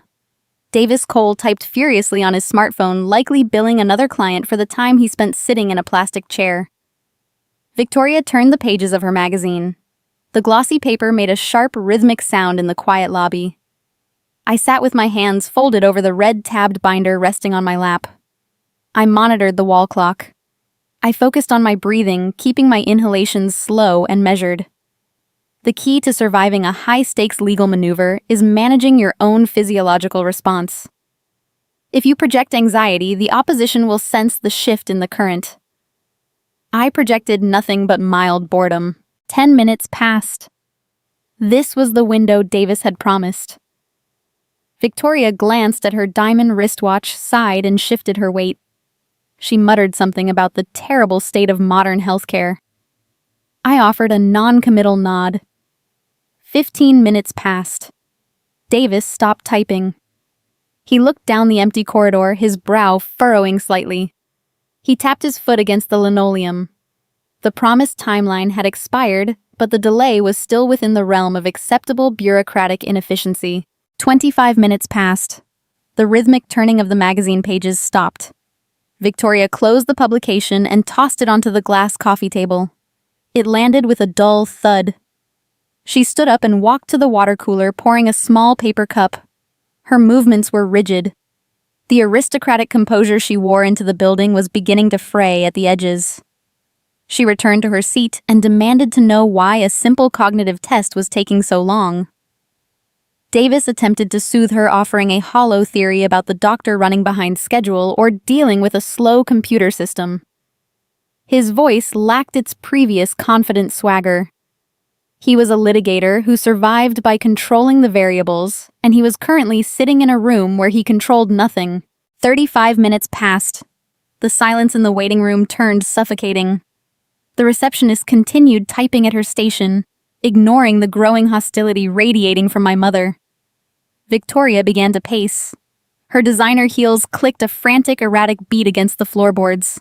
She crossed her arms tightly over her chest. The narrative she had constructed in her head was actively collapsing. She realized that no standard memory test requires this much time. She understood that a doctor taking nearly an hour with an elderly patient is not conducting a routine checkup. They are conducting an investigation. She looked at me.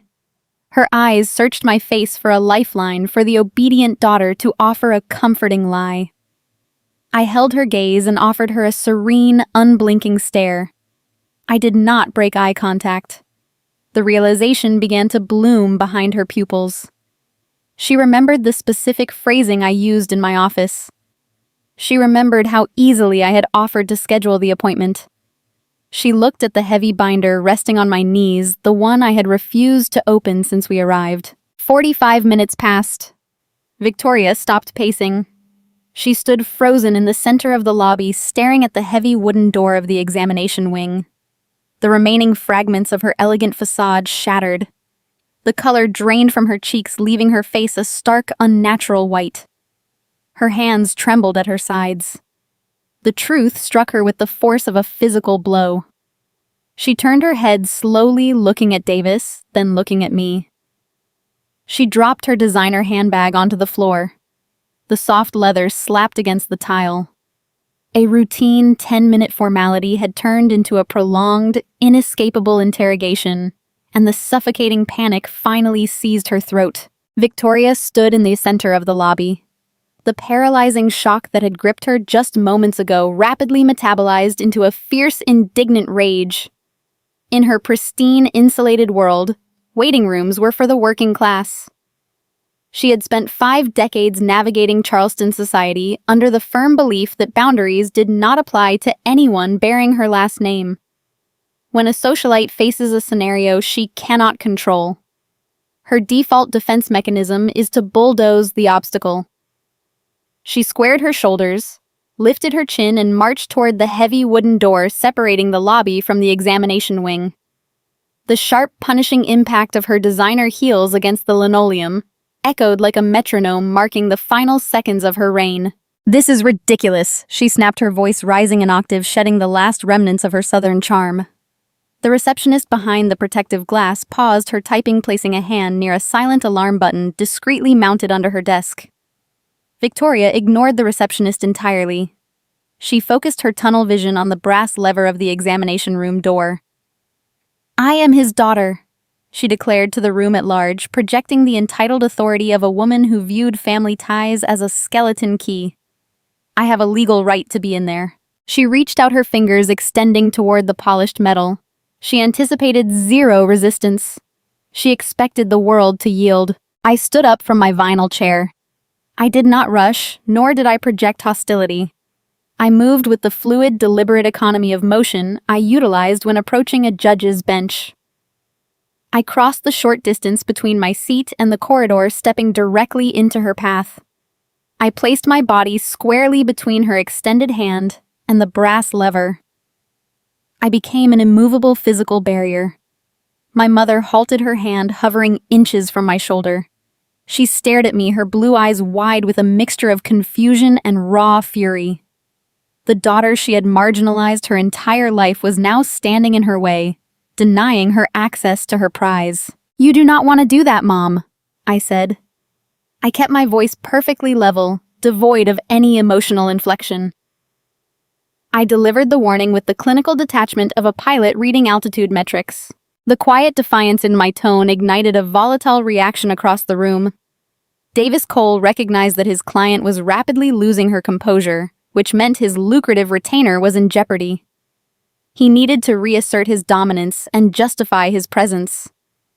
He sprang up from his chair, his face flushing a deep, mottled red. The veins in his neck bulged against his starched white collar. He stormed over to join Victoria, positioning himself as her aggressive vanguard. Davis built his entire legal career upon the illusion of power. He was a man who purchased billboard space on local highways and filmed television commercials promising to fight ruthlessly for his clients. He spent his days in civil courtrooms, bullying junior attorneys and overwhelming opposing counsel with mountains of frivolous motions. He operated on the assumption that whoever shouted the loudest owned the truth. He pointed a thick, manicured finger directly at my chest.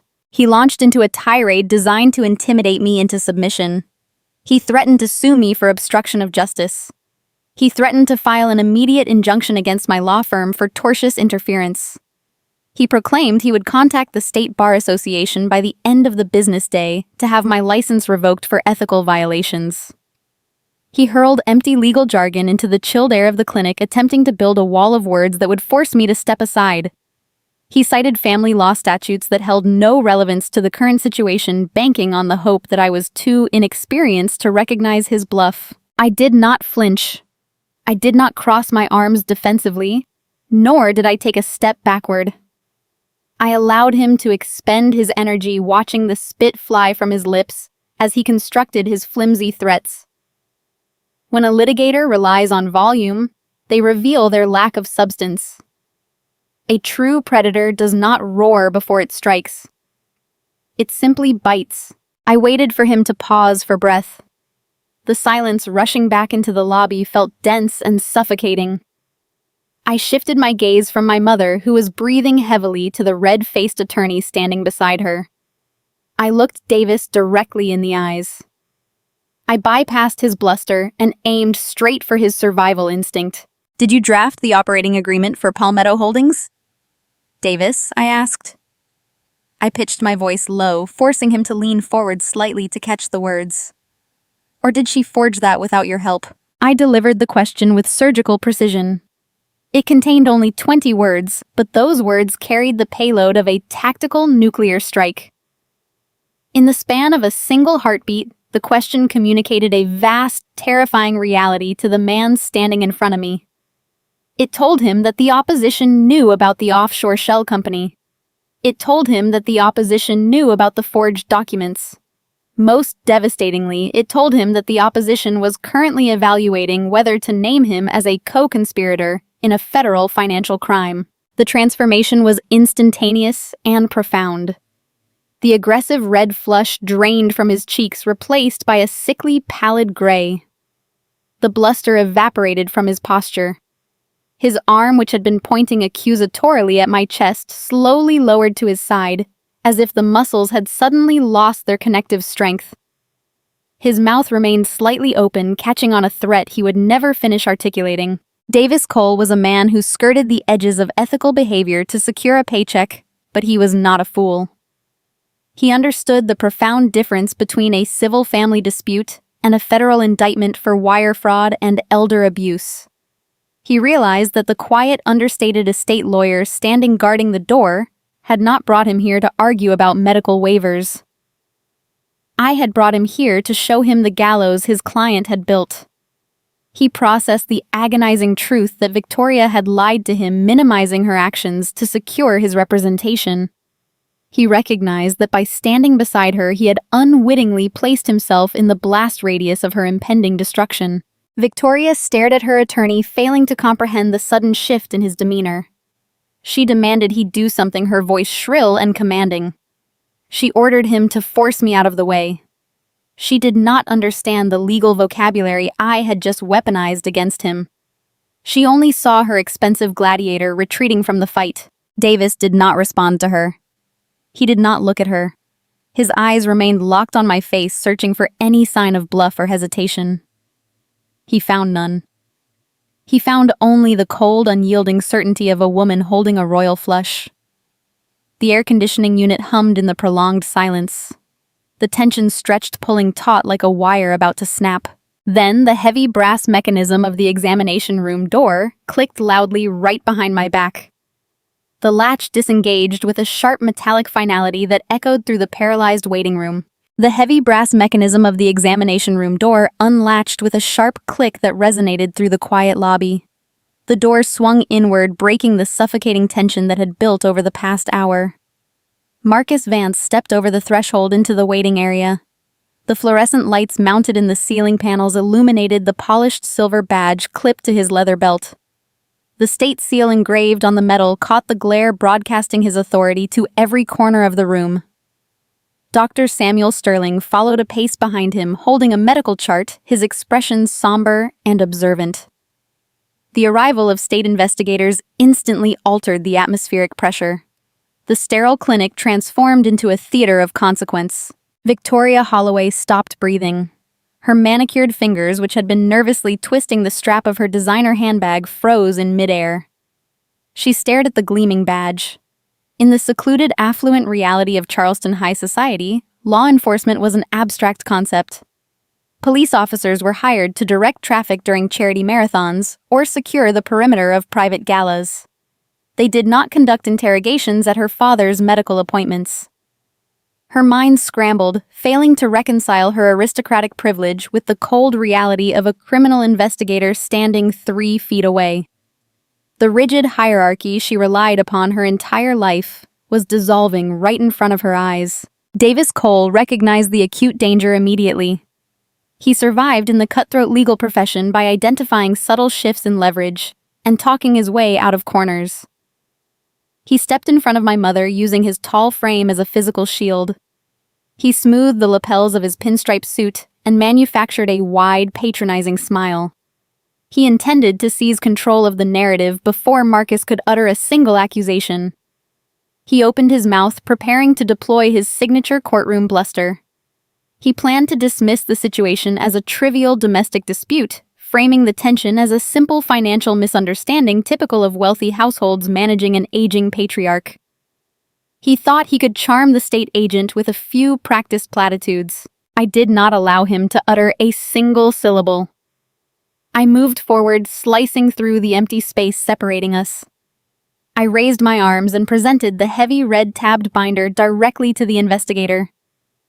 The dense stack of paper landed in Marcus Vance's hands with a substantial, satisfying weight. I maintained a posture of serene detachment. I did not glare at my mother or sneer at her attorney. Emotion dilutes the impact of forensic evidence. A seasoned estate lawyer knows that anger is a cheap substitute for preparation. I let the documentation serve as my executioner. Here is the complete financial audit officer.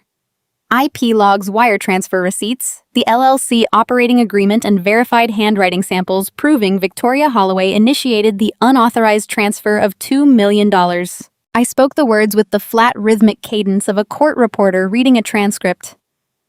I projected my voice just enough to ensure the syllables reached Davis Cole's ears. I detailed the contents of the binder so the opposing counsel could hear every nail being driven into the coffin. I wanted him to understand the staggering volume of proof I had compiled while he was busy billing his client for idle waiting room time. I kept my tone plain, devoid of any vindictive joy. The facts required no theatrical embellishment. The arithmetic of the theft was undeniable.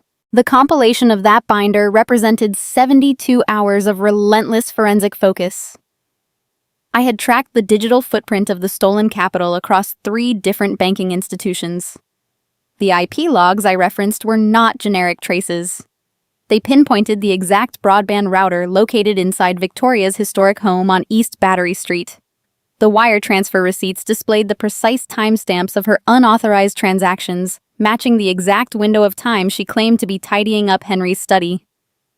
The LLC operating agreement contained her signature as the managing director, a document she foolishly registered using her own maiden name. The verified handwriting samples included the intake form she had arrogantly signed in my office just days prior. The trap was comprehensive, woven from her own careless arrogance. Davis lowered his gaze to the thick dossier resting in the investigator's hands. He noted the meticulous indexing, the color-coded tabs, and the sheer volume of financial data peeking out from the edges. A competent lawyer recognizes an airtight prosecution file on site. The artificial warmth drained from his posture. The patronizing smile vanished, replaced by a grim, calculating grimace. He understood the severe implications of the documents I had just surrendered to a state authority. Victoria tried to interject. She reached out her diamond bracelets, clinking sharply against her wrist. She attempted to produce a coherent lie, stammering about tax strategies and asset protection. She claimed she was merely shielding the family legacy from probate fees and optimizing the trust portfolio. Her voice trembled, pitching higher with every fractured, disjointed sentence. She looked around the lobby, searching for a sympathetic audience, but found only the stoic faces of professionals immune to her high society charms. She sounded like a drowning woman trying to explain why she deliberately drilled a hole in the hull of her own boat. Victoria realized her initial defense regarding tax optimization was failing to gain traction. The panic drove her to abandon her maternal facade entirely. She pivoted her strategy, attempting to deflect the blame onto the very child she was trying to enrich. She stammered that the transferred funds were actually a planned investment for Preston's new automotive dealership. She falsely claimed that Henry had given verbal authorization for the seed capital during a private conversation. She insisted she was merely executing her father's wishes to help her son build a legacy. It was a staggering display of self-preservation. She was willing to implicate her favored child in a financial crime, rather than accept the consequences of her own actions. The investigator remained silent, letting her weave a tangled web of contradictory statements.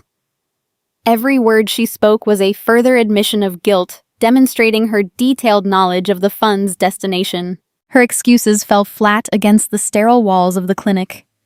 The investigator did not offer a reassuring nod or a polite agreement. Marcus Vance simply opened the heavy binder to the first page. The executive summary sat on top, outlining the precise chronology of the theft and citing the specific federal and state statutes violated by the illicit transactions.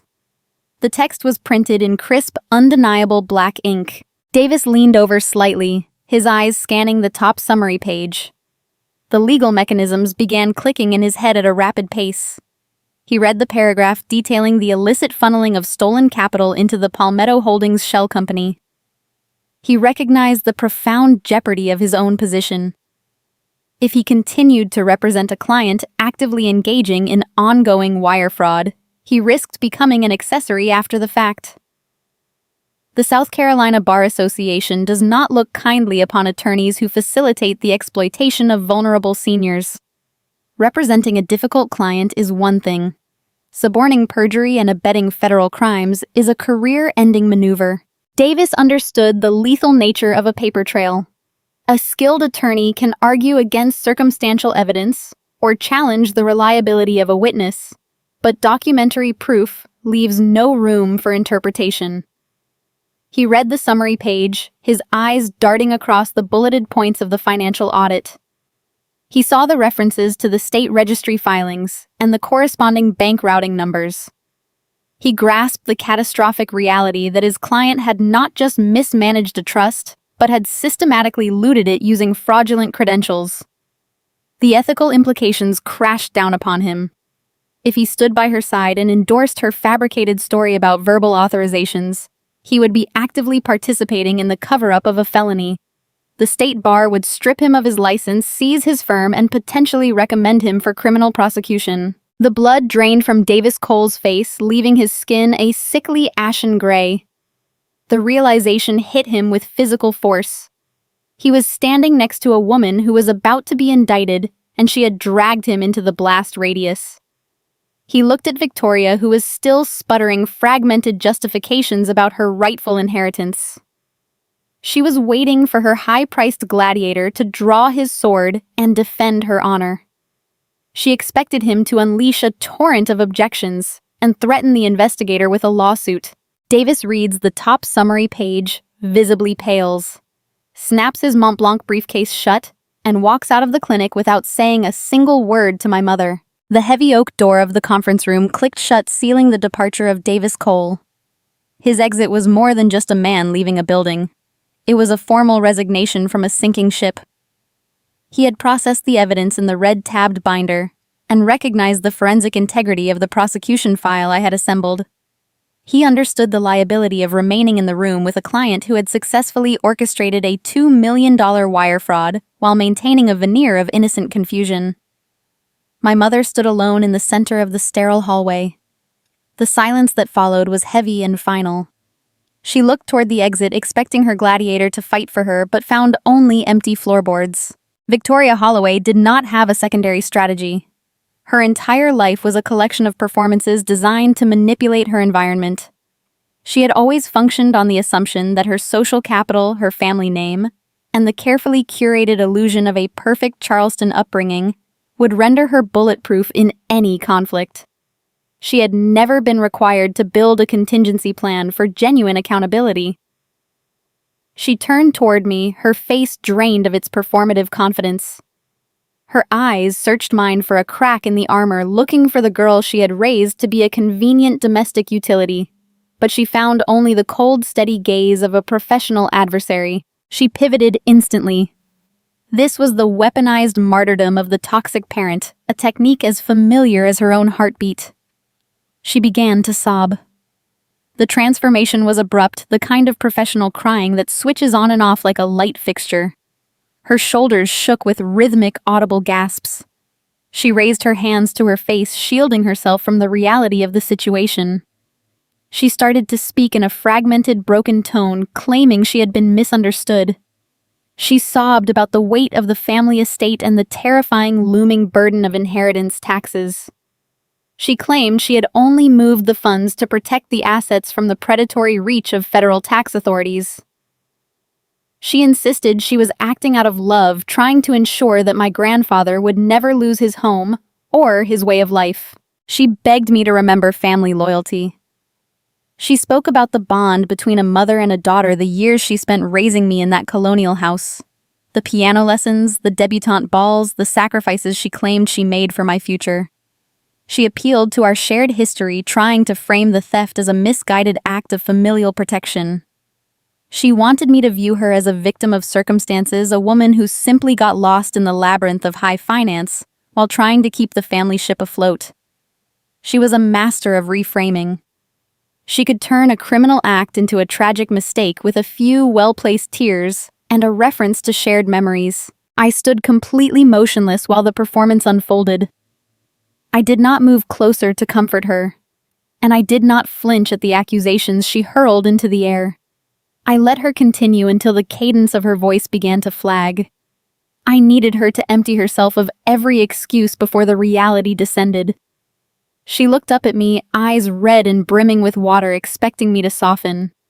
She expected the daughter who once moved her car for a Lexus to offer an apology for the confrontation. She waited for me to signal to the investigator that we could handle this privately, that the whole affair was merely a family matter better suited for a dinner table than a clinical wing. She failed to notice the man standing to my right. Marcus Vance, the APS investigator, had been observing the entire interaction with the clinical detachment of a man who has seen every variation of the guilty act. He did not care about the history of the house, the piano lessons, or the shared dinners. He cared about the bank records. He cared about the digital signatures. He cared about the law. He stepped forward, closing the distance until he was standing in the periphery of my mother's field of vision. His presence stopped her monologue mid-sentence. The investigator spoke in a low, even tone. He did not raise his volume yet. His words carried a weight that made the hallway feel significantly smaller. He informed her that the evidence in the binder, the wire transfers, the shell company documents, and the time-stamped audit logs had already been formally cataloged and submitted to the district attorney's office for review. He told her that an emergency injunction had been approved by the county court 20 minutes ago. Her assets were not just being reviewed, they were being legally isolated. He moved on to the news that would finally shatter her composure. He mentioned the dealership accounts held by Palmetto Holdings, LLC. He told her those accounts were currently under a temporary restraining order. Preston's dealership, the business she had used as a money laundering vehicle to integrate the stolen funds, was effectively dead in the water. She could not access the capital, she could not move the assets, and she could not hide the trail anymore. Every dollar she had funneled into her son's doomed venture was frozen solid, creating a mountain of evidence that linked her directly to the misuse of funds. The revelation hit her with the force of a physical impact. Her sobbing stopped instantly. The performative mask fell away, replaced by a raw, terrified confusion. She looked at Marcus, then back at me, finally. Comprehending that the game was not just over, she had been playing a game she did not understand from the very beginning. The news about Preston was the turning point. She could forgive herself for risking her own freedom, but she could not forgive the reality that her greed had destroyed her favorite child's future.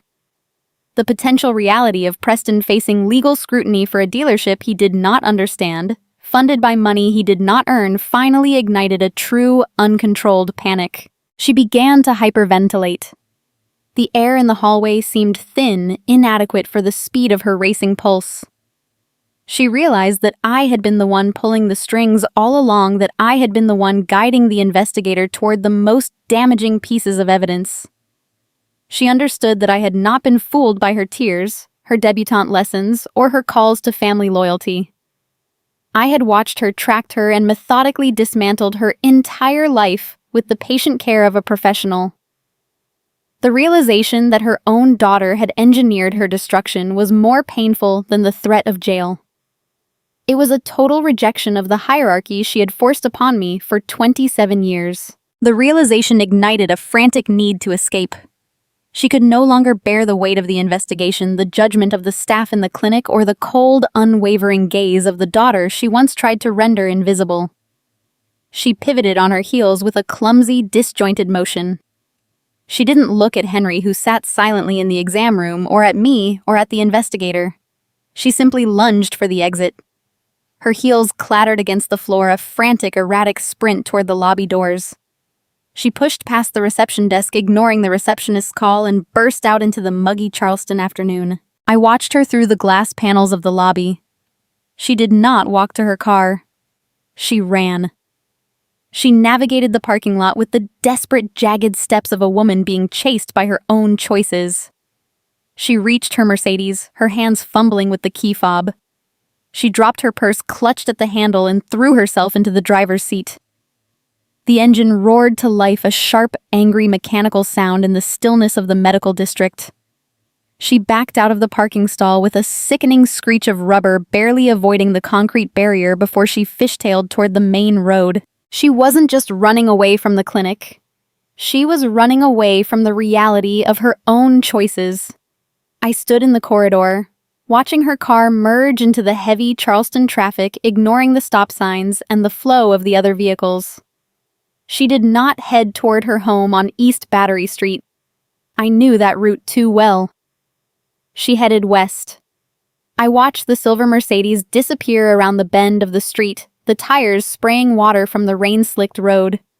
She was making a final, desperate attempt to reclaim the illusion of safety she felt in her social world. The investigator stepped up beside me, his gaze fixed on the disappearing vehicle. He asked me if I knew where she was headed, his voice neutral and professional. He needed to coordinate the next steps with the local police to ensure she was apprehended before she could dump a laptop, hide a document, or contact any other accomplices to destroy the remaining evidence.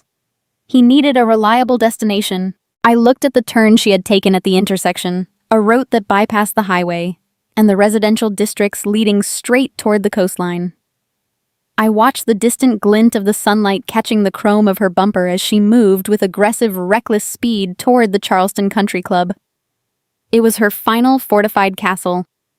She believed that if she could surround herself with the high society peers she had spent decades manipulating, if she could stand in the middle of their cocktail hour and present her version of the misunderstanding, while sheltered by their wealth and status, the police and the state would be forced to back down. She thought her social standing would act as a diplomatic immunity shield against an indictment for financial elder abuse. I turned back to Marcus. The weight of the moment felt clean. I did not feel the need to shout or point or demand action. I simply looked at the investigator, my face calm, and provided the information with a quiet, unwavering clarity. I told him exactly where she was running, the route she was taking, and the precise nature of the social fortress she intended to build around herself for her final defense.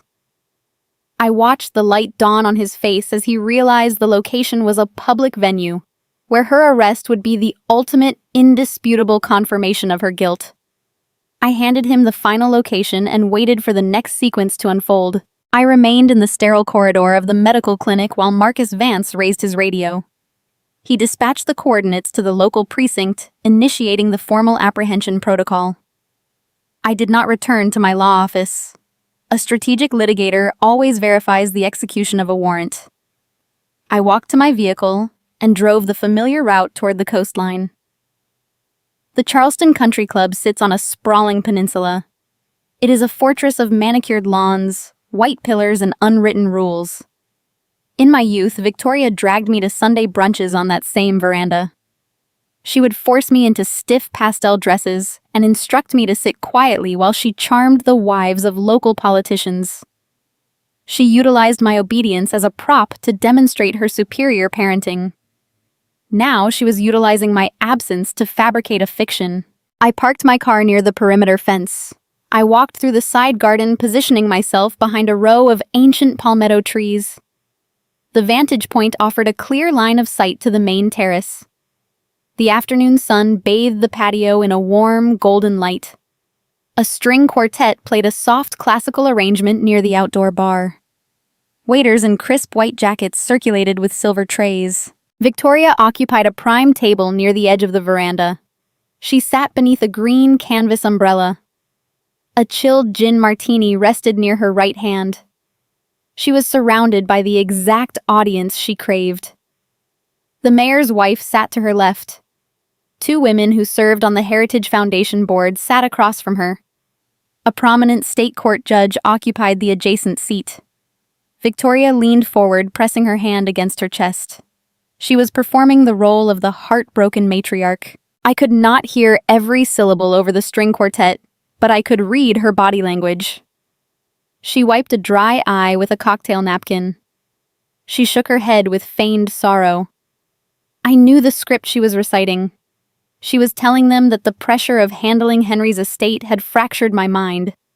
She was spinning a tragic tale of a daughter suffering a sudden mental breakdown, inventing paranoid delusions about the family finances.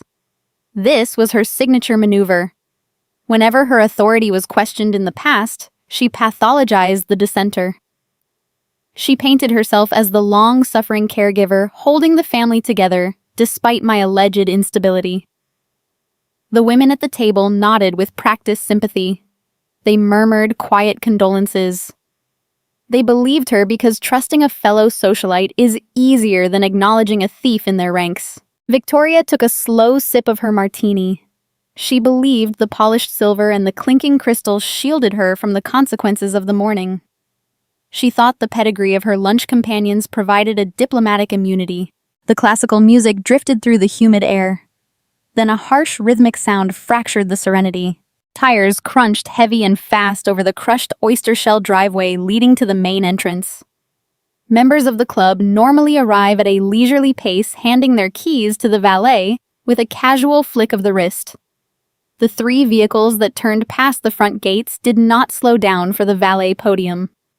2 marked Charleston police cruisers and 1 unmarked dark sedan rolled directly up to the base of the grand staircase. The engines idled with a low, predatory rumble. The string quartet faltered. The cellist missed a note, distracted by the flashing blue lights reflecting off the white columns. The polite hum of conversation on the veranda dissolved into a stunned collective silence. Waiters stopped mid-stride, their silver trays hovering over tables. In Charleston, discretion dictates that unsavory matters are handled through the kitchen corridors or the service entrance. Law enforcement is expected to call ahead and request a private parlor to avoid disrupting the membership. The officers emerging from the vehicles ignored those unwritten rules. They bypassed the service path entirely. They ascended the main brick staircase in unison. The heavy thud of their boots against the masonry signaled the end of the illusion. A lead detective in a plain suit walked onto the terrace, followed closely by 2 uniformed officers. Their presence was a visual shock against the pastel dresses and seersucker suits of the patrons. The detective did not pause to speak with the maitre d'. He did not ask for permission to cross the dining area. He navigated the maze of wrought iron tables with a singular, unwavering focus. He walked straight toward the green canvas umbrella at the edge of the patio. Victoria noticed the sudden quiet before she saw the uniforms. She lowered her martini glass. She turned her head toward the staircase. The blood that had returned to her face after her flight from the clinic drained away in an instant. Her skin took on the pale, translucent quality of parchment. The detective stopped 2 feet from her chair. He looked down at her. "Victoria Holloway," he said. His voice carried across the silent terrace. It was not a question. My mother attempted to deploy her final defense mechanism. She tried to leverage her companions. She forced a bright, brittle laugh that echoed unnaturally in the quiet space. She looked at the mayor's wife, and then back at the detective. "There must be some confusion," she said. Her voice trembled, pitching higher with every word. She reached out to touch the arm of the state judge sitting next to her. "Tell them, Margaret," she pleaded. "Tell them who I am. This is a private club. You cannot simply walk in here and interrupt our lunch." The judge did not offer her legal shield. She looked at the detective, recognized the severity of his posture, and quietly slid her chair a few inches away from Victoria. The mayor's wife lowered her gaze to the linen tablecloth. The women who had just offered their sympathetic nods over her fabricated victimhood now severed their ties with clinical efficiency. Old money society protects its own until the rot becomes undeniable. When the facade cracks, the expulsion is immediate. The detective did not engage with her social posturing. He did not lower his voice to spare her feelings. He stated her full name again and ordered her to stand up.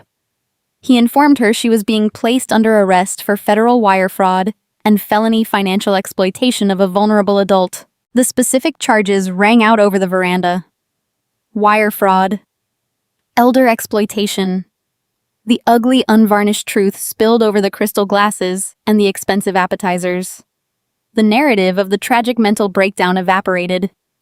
The audience of wealthy peers absorbed the reality that the woman buying them drinks had funded the afternoon by draining her own father's lifeline. Victoria refused to stand. Her hands gripped the armrests of her wrought iron chair. Her knuckles turned white.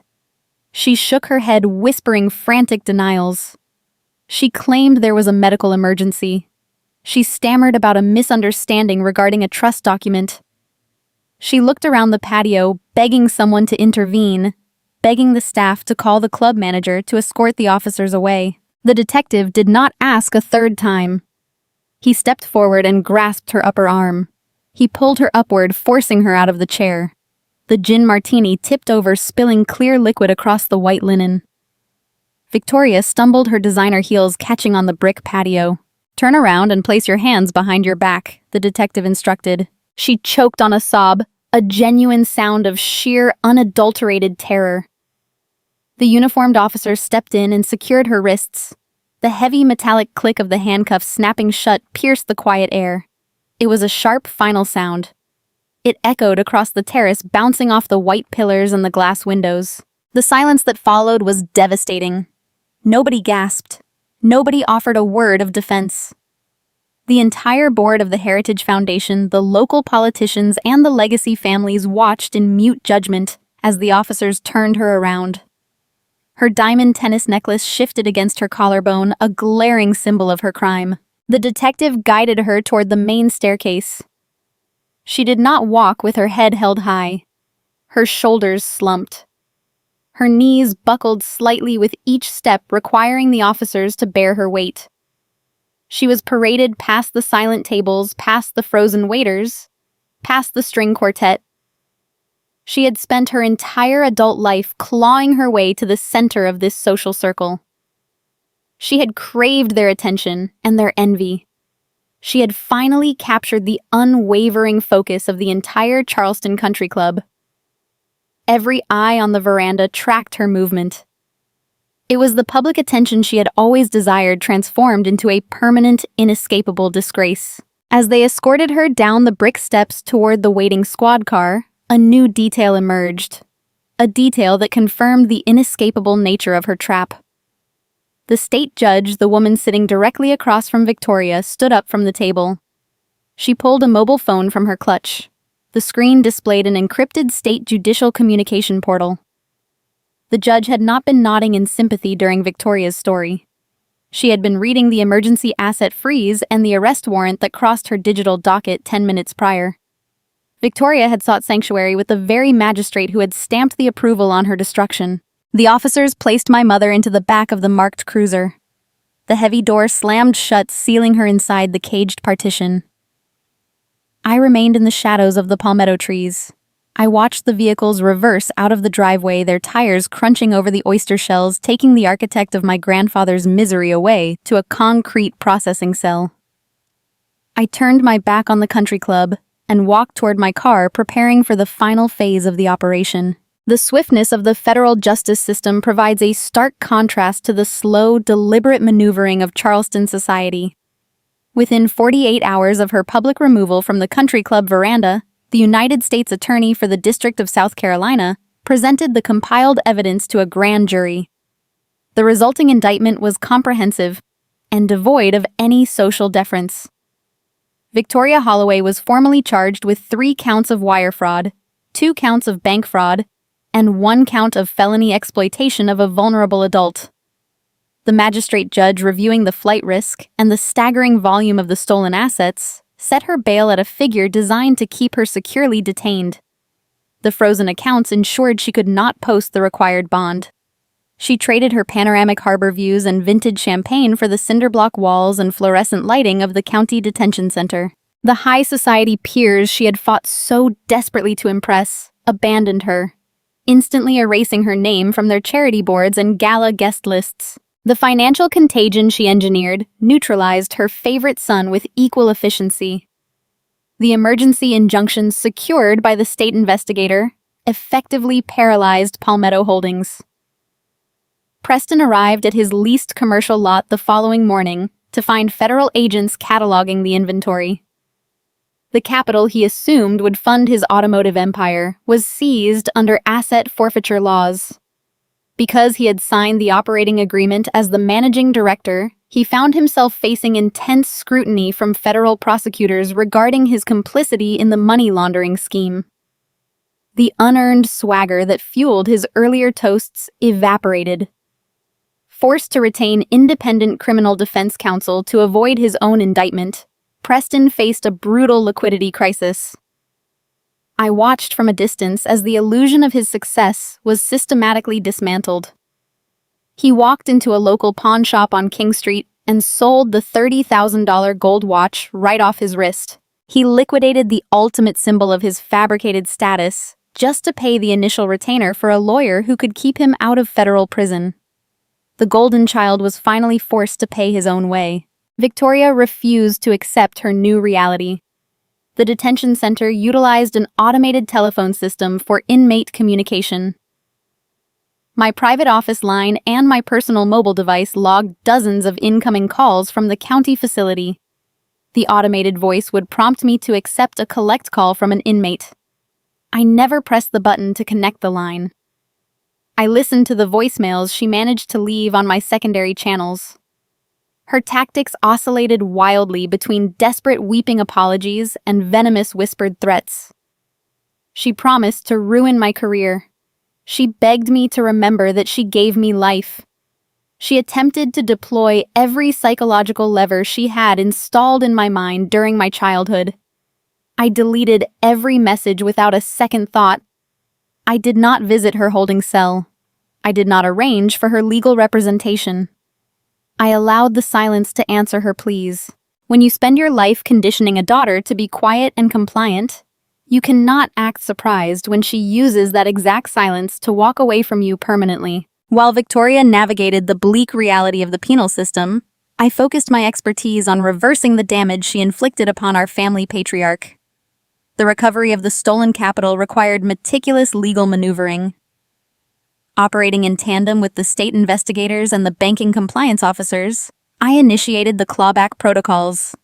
The $2 million funneled into the corporate shell accounts were systematically detached from the frozen shell company and routed back into the secure financial ecosystem I had originally designed. I drafted a new, impenetrable, revocable living trust for my grandfather. I stripped the secondary executor clauses that Victoria had exploited. I installed myself as the sole, fiercely protective trustee, binding the accounts with dual authorization requirements and automated alert triggers for any withdrawal exceeding routine living expenses. The financial fortress was rebuilt, its walls reinforced with the heavy iron of recent experience. 2 weeks after the incident at the clinic, the chaos of the investigation settled into a manageable rhythm. The oppressive humidity of the Charleston summer broke, leaving behind a crisp, breezy afternoon. I drove to Henry's estate, parking my vehicle on the circular driveway. Maria greeted me at the door with a warm, unspoken gratitude, leading me through the house to the rear exterior. The wraparound porch of the colonial home offered a sweeping view of the marshlands. The air was heavy with the sweet, intoxicating scent of blooming Confederate jasmine and salt spray. Henry sat in his weathered oak rocking chair. He wore a pressed linen shirt and khaki trousers.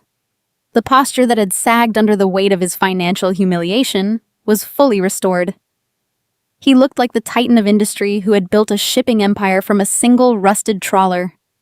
A sweating glass of iced sweet tea rested on the wicker table beside him. I took the matching rocking chair to his right, setting my leather briefcase on the floorboards. We did not discuss the woman sitting in the county jail. We did not dissect the betrayal or mourn the destruction of the family image. Henry looked out over the marsh grass, watching a heron take flight against the pale blue sky. He reached across the small distance between us and rested his calloused hand over my knuckles. The grip was firm and steady. The simple gesture communicated a profound acknowledgement of the protection I had provided. I had not just salvaged his bank accounts. I had safeguarded his dignity. I had insulated him from the shame of becoming a cautionary tale of elder abuse in his own social circle. He lifted his glass of tea, offering a silent toast to the quiet daughter who held the line when the walls breached. The culture of old money in South Carolina is governed by a strict, unspoken code of conduct. The preservation of the family name supersedes all other moral obligations. Generations of wealth are maintained by burying ugly family secrets in the dark, paying off the right people, and smiling through the subsequent charity galas. Victoria banked her entire freedom on that cultural cowardice. She bet her future on the assumption that her daughter would prioritize social etiquette over justice. She fundamentally misunderstood the nature of the rot she had introduced into our lives. When a foundation is decaying, hiding the damage in the shadows only accelerates the structural collapse. I learned through the grueling hours of legal practice that the only effective cure for systemic corruption is to drag the infection out into the blinding, unforgiving light. Transparency is the ultimate disinfectant. The people who exploit familial bonds rely on your emotional reactivity. They want the screaming matches. They desire the tearful confrontations and the chaotic drama. Emotional outbursts provide them with the ammunition they need to label you as unstable and unreasonable. They use your anger as a smokescreen to obscure their own crimes. I chose a different path. I refused to raise my voice. I declined to engage in the theatrical warfare my mother craved. You do not defeat a toxic family member by matching their volume. You defeat them by studying their movements, anticipating their arrogance, and utilizing your own professional competence to map their destruction. You gather the documents. You secure the timestamps. You assemble the undeniable proof while they are busy performing for their peers. You step back and allow their unchecked greed to construct the bars, the walls, and the foundation of their own prison. And when the structure is finally complete, you simply step outside, slide the deadbolt into place, and quietly lock the door behind them. When we look back at the story of Annabella Holloway, the quiet, meticulous estate lawyer, and the spectacular self-inflicted collapse of an elite, old money family in South Carolina, we are looking at much more than a tale of stolen trust funds and federal indictments. Beneath the surface of grand Southern estates, an undeniable betrayal lies a profound tragedy that speaks directly to the heart of American family dynamics. It is a cautionary tale that forces us to critically examine the core values of parenting, the true meaning of family responsibility, and the long-term emotional guidance we provide to the next generation. What happens when the preservation of a flawless public image becomes vastly more important than the preservation of a child's soul? How do we balance the traditional structures of family loyalty with the modern necessity of personal boundaries and emotional awareness? From the wreckage of Annabella's family, we can extract vital core lessons for raising children with fairness, honesty, and enduring strength. In the hollowed-out dynamic of Annabella's upbringing, her mother Victoria poured every ounce of her affection, financial resources, and fierce protection into her son Preston. He was designated as the favored one, the child who could simply do no wrong, regardless of his catastrophic failures. Meanwhile, Annabella was relegated to the shadows. Her quiet competence actively ignored, her presence merely tolerated as a convenient domestic utility. This extreme, unvarnished favoritism is a potent poison in any family structure. The excessive sheltering of Preston, constantly rushing in to clean up his financial messes and rescuing him from the consequences of his own reckless actions, did not equip him for the realities of adulthood. Instead, it manufactured an arrogant, wholly incompetent man who easily and blindly slipped into the role of a criminal accomplice. He was stripped of the very tools necessary for survival, resilience, and personal accountability. Conversely, the profound emotional neglect inflicted upon Annabella forged her into someone incredibly formidable, yet undeniably hardened and deeply detached from the people who should have loved her most. The message for parents is clear and urgent. Unfair love is a profound disservice to every child involved. Parents must consciously and consistently resist the urge to label one child as the golden masterpiece while treating another as an invisible background character. Rescuing a child from every mistake they make is not an act of devotion. It is an act of developmental sabotage. True family responsibility means equipping children with the emotional fortitude to face their own failures head-on. Charleston's old money culture, much like many traditional image-conscious American communities, frequently falls into a devastating psychological trap. Families become obsessed with placing their honor, social reputation, and outward appearance far above actual truth and ethical behavior. Victoria fundamentally believed that her elevated social status and her glittering diamond-draped appearances at charity galas would successfully camouflage the deep moral rot festering within her. She weaponized the noble concept of protecting the family to justify her own unchecked predatory greed. Children are exceptionally observant creatures. They see the vast hypocritical chasm between what their parents project to the neighborhood and how they actually behave behind closed doors. We must teach children that genuine honor does not stem from the fleeting admiration of outsiders, but from the integrity of the actions taken when absolutely no one is watching. A healthy, traditional family structure must encourage children to drag their mistakes and misjudgments into the purifying light of the sun, rather than burying them in the dark simply to save face. Honesty and transparency must always unequivocally outrank prestige. In these dramatic narratives of betrayal, the antagonists consistently deploy phrases like, "family comes first," or "blood is thicker than water." However, they never use these phrases as expressions of unconditional love or support. Instead, they are wielded as heavy, blunt instruments of emotional manipulation. They are used to coerce victims into sacrificing their own well-being or to force them into a terrified, compliant silence in the face of blatant wrongdoing. When family is used as a transactional condition or a threat, it shatters the very definition of the word. It creates deeply wounded children who realize early on that their home is not a sanctuary, but a transactional battlefield where love is strictly conditional upon blind obedience. These children are forced to construct cold, impenetrable walls around their hearts just to protect themselves from the very people who were supposed to be their ultimate protectors. A family should be a safe harbor, not a binding contract of indentured servitude. Parents must actively teach their children the profound value of personal boundaries. By respecting children as independent, autonomous individuals, we teach them a crucial survival skill. Absolutely no one has the right to demand their complicity in injustice or cruelty, not even those who share their exact DNA. Emotional awareness means recognizing that loyalty must be earned through mutual respect, not demanded by birthright. Throughout her life, Annabella was mocked and minimized by her mother for doing boring paperwork.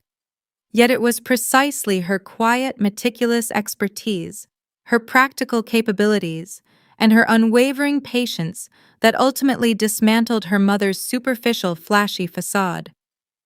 Victoria valued the illusion of wealth, the rented yachts, the expensive champagne, the country club lunches, but it was Annabella's grounded logic and specialized knowledge that dictated the final undeniable outcome. Guiding a child's long-term future should never involve forcing them into glamorous or prestigious paths solely to secure bragging rights for the parents.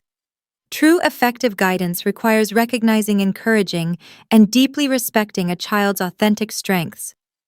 Whether a child's talent lies in quiet observation, meticulous organization, or profound logical reasoning, these traits must be celebrated. We must teach the next generation that true power does not reside in the ability to shout the loudest or shine the brightest. Real enduring strength is found in thorough preparation, emotional intelligence, and substantive quiet knowledge. Raising a child in modern American culture, while attempting to hold on to the stabilizing roots of traditional family values, is not about crafting the perfect, unblemished trophy to display to society. It is the grueling, beautiful, and vital work of forging capable human beings who possess clear moral boundaries and the courage to take absolute responsibility for their own lives. We spend so much time worrying about the inheritance we will leave behind: the houses, the stock portfolios, the heirlooms.